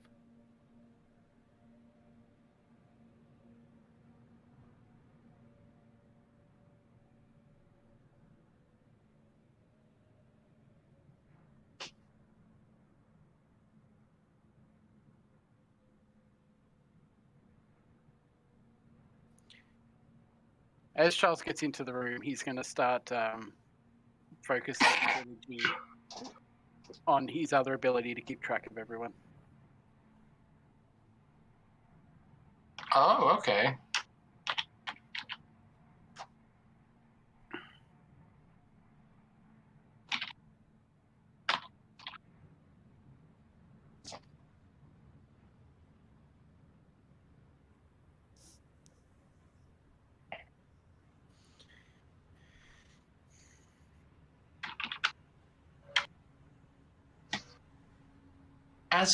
As people begin to rest and settle and compose themselves,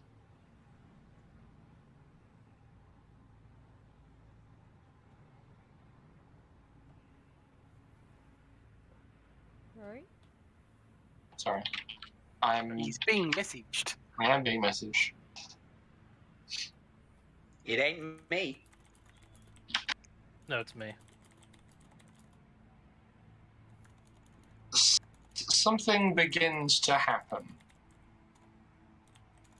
The ship is kind of crashed, and the ship crashed not terribly far from an unusual shining pool.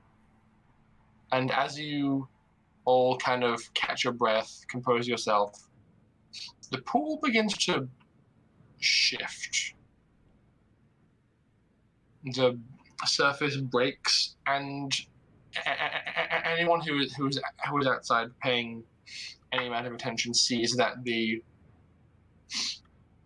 pool isn't actually liquid. It's just full of something very fine, granular, perhaps a bit like rice, but quite shiny and reflective of light sources. And as the surface of this pool is broken. You see the top of a rock just emerge. And then more rock. And you see something humanoid doesn't feel like the correct way of describing this, but you do see maybe it's a head.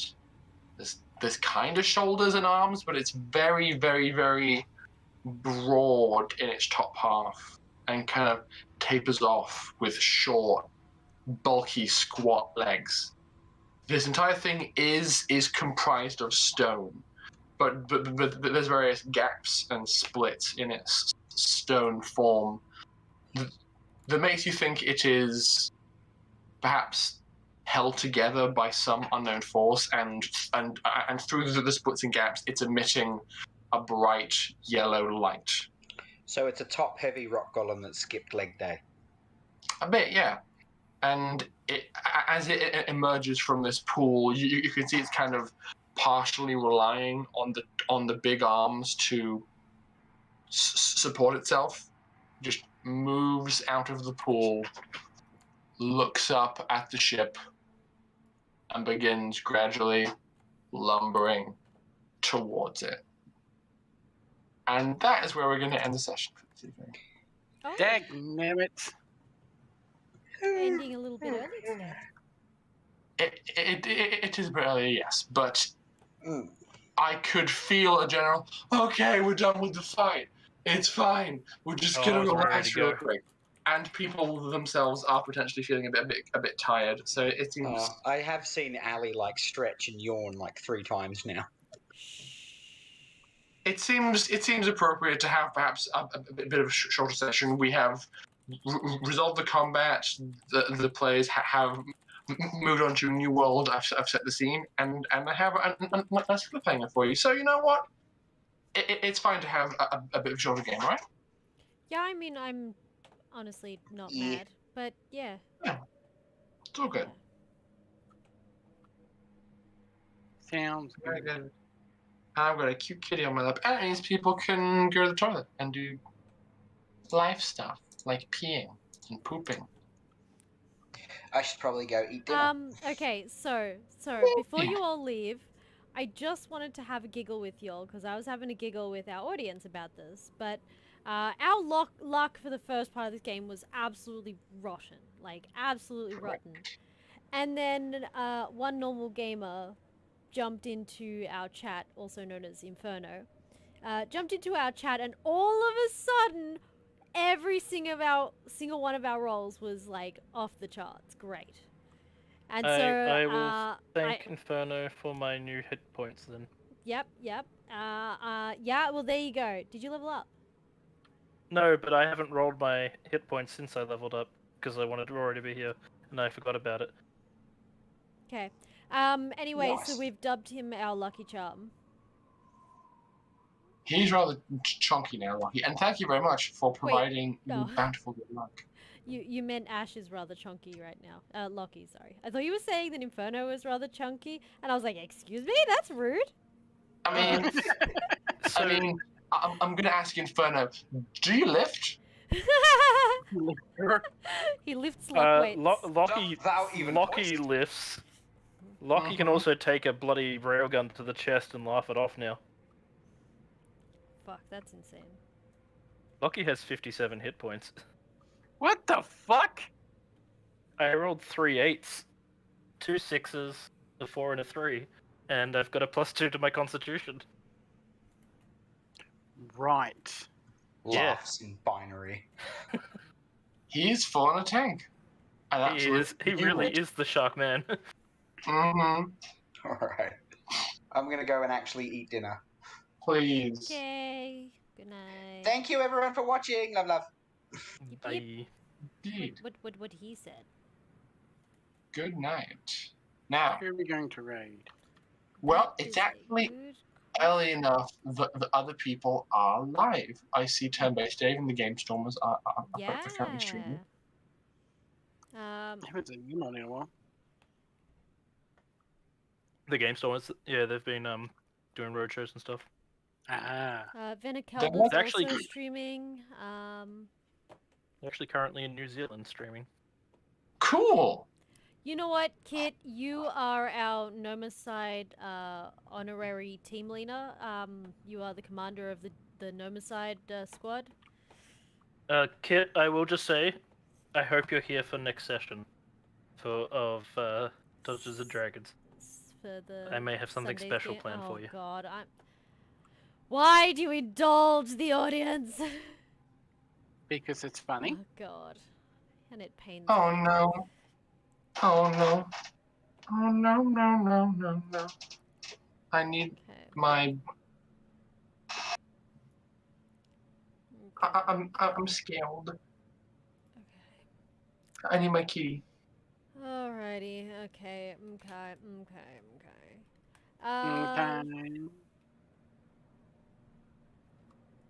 And also saying yes. When next we will be live, it will be Sunday, and Ash is. Yes, it shall. Sorry, I'm so tired. My brain is not doing all the things that it should be. Ash can continue our nautical adventure and stuff. Yes. So yes, Ash, do you want to give us a little rundown of Sunday stream for the audience? Anyone who's here that is not usually here on a Sunday.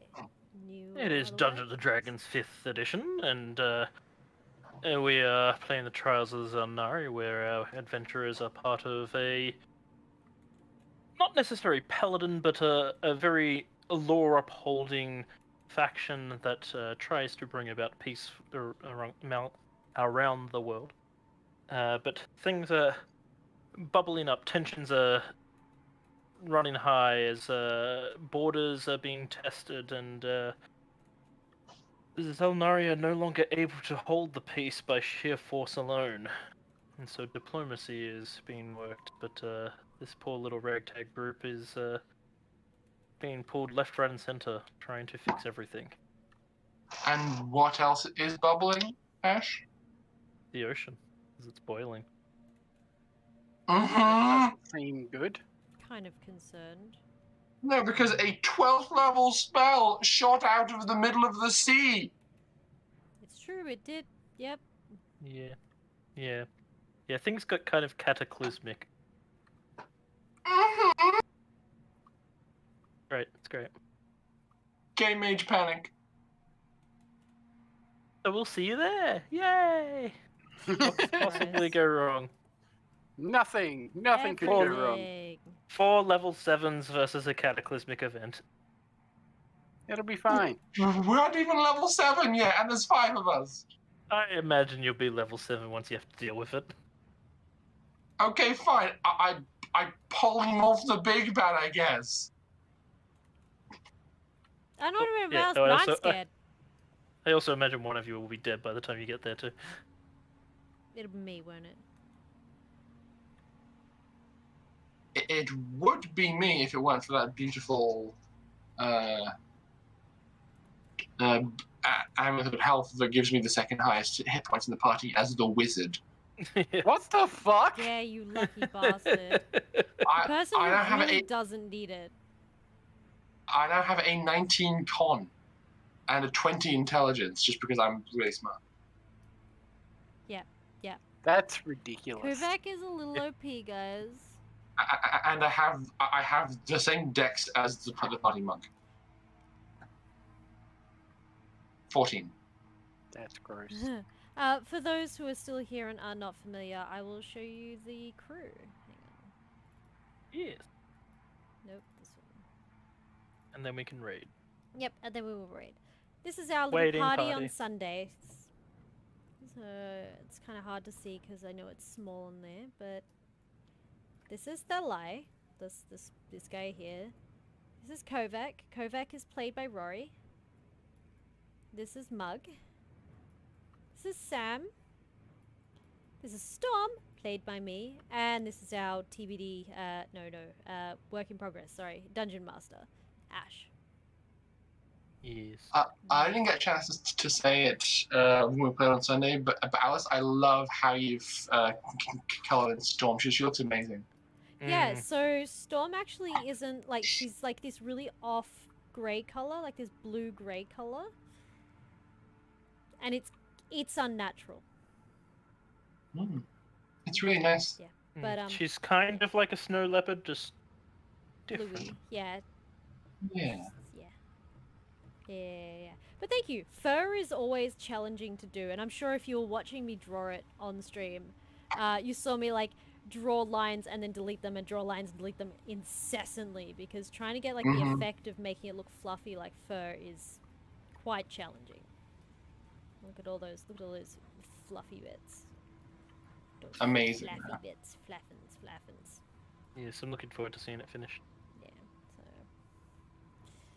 I also love how much of this party has earrings. It's a great aesthetic. Yeah. Well, Storm has ornaments, we'll call them, because of her tribal background. They're And cultural. so does Thalai, yeah. due to Thalai's tribal background. And Kovac's mother took her down to the mall one afternoon. In her rebellious years. There was a special occasion to attend, and, you know, pierced ears look good with fancy clothes. Fair enough. Yeah. All right. So, True. On that note of procrastination and all of us being incredibly like exhausted. Damn, today was a short stream, 2 hours. I don't think we've done a stormy stream that's only 2 hours in a long time. It's okay.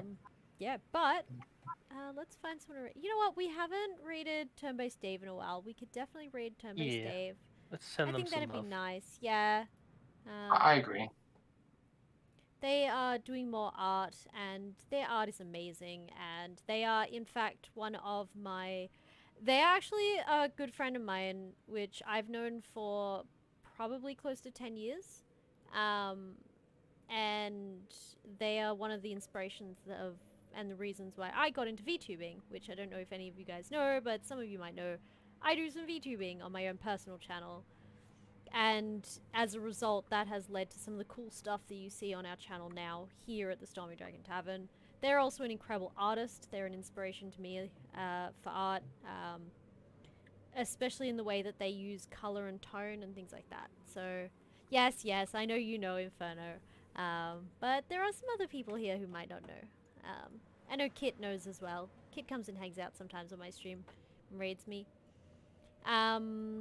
Yeah, so they're a big inspiration and good friend and just amazing all-around person that I've known for a long time. So please go and show them some love, and they're totally worth following along. They actually rather wholesome as a person. So, yeah. Oh, shush you. The bonks don't work here. They don't work here. It's okay, Kit. I am more than happy for you to just lurk. You don't have to type, you don't have to say hi, nothing. Like, I mean, you know, we all have our days where we do and days where we don't want to talk. But yeah, so I'm gonna put us over to, I would normally put us to the end screen. However, set the campaign on fire. Don't worry, our characters are real good at doing that. It's fine. Everything's fine. Don't worry about it. There'll be plenty of fire. That was in response to someone in chat. I'm going to actually put us over to our intermission screen, because I'm sad that we haven't seen it in a little while. I put a lot of time and work and effort into the intermission screen. So instead of the end screen today, you get the intermission screen, and you can watch that for a minute while I organize our raid. Thanks for hanging out with us and joining us, and we'll catch you next time, guys. Toodaloo. Ta-ta. Bye.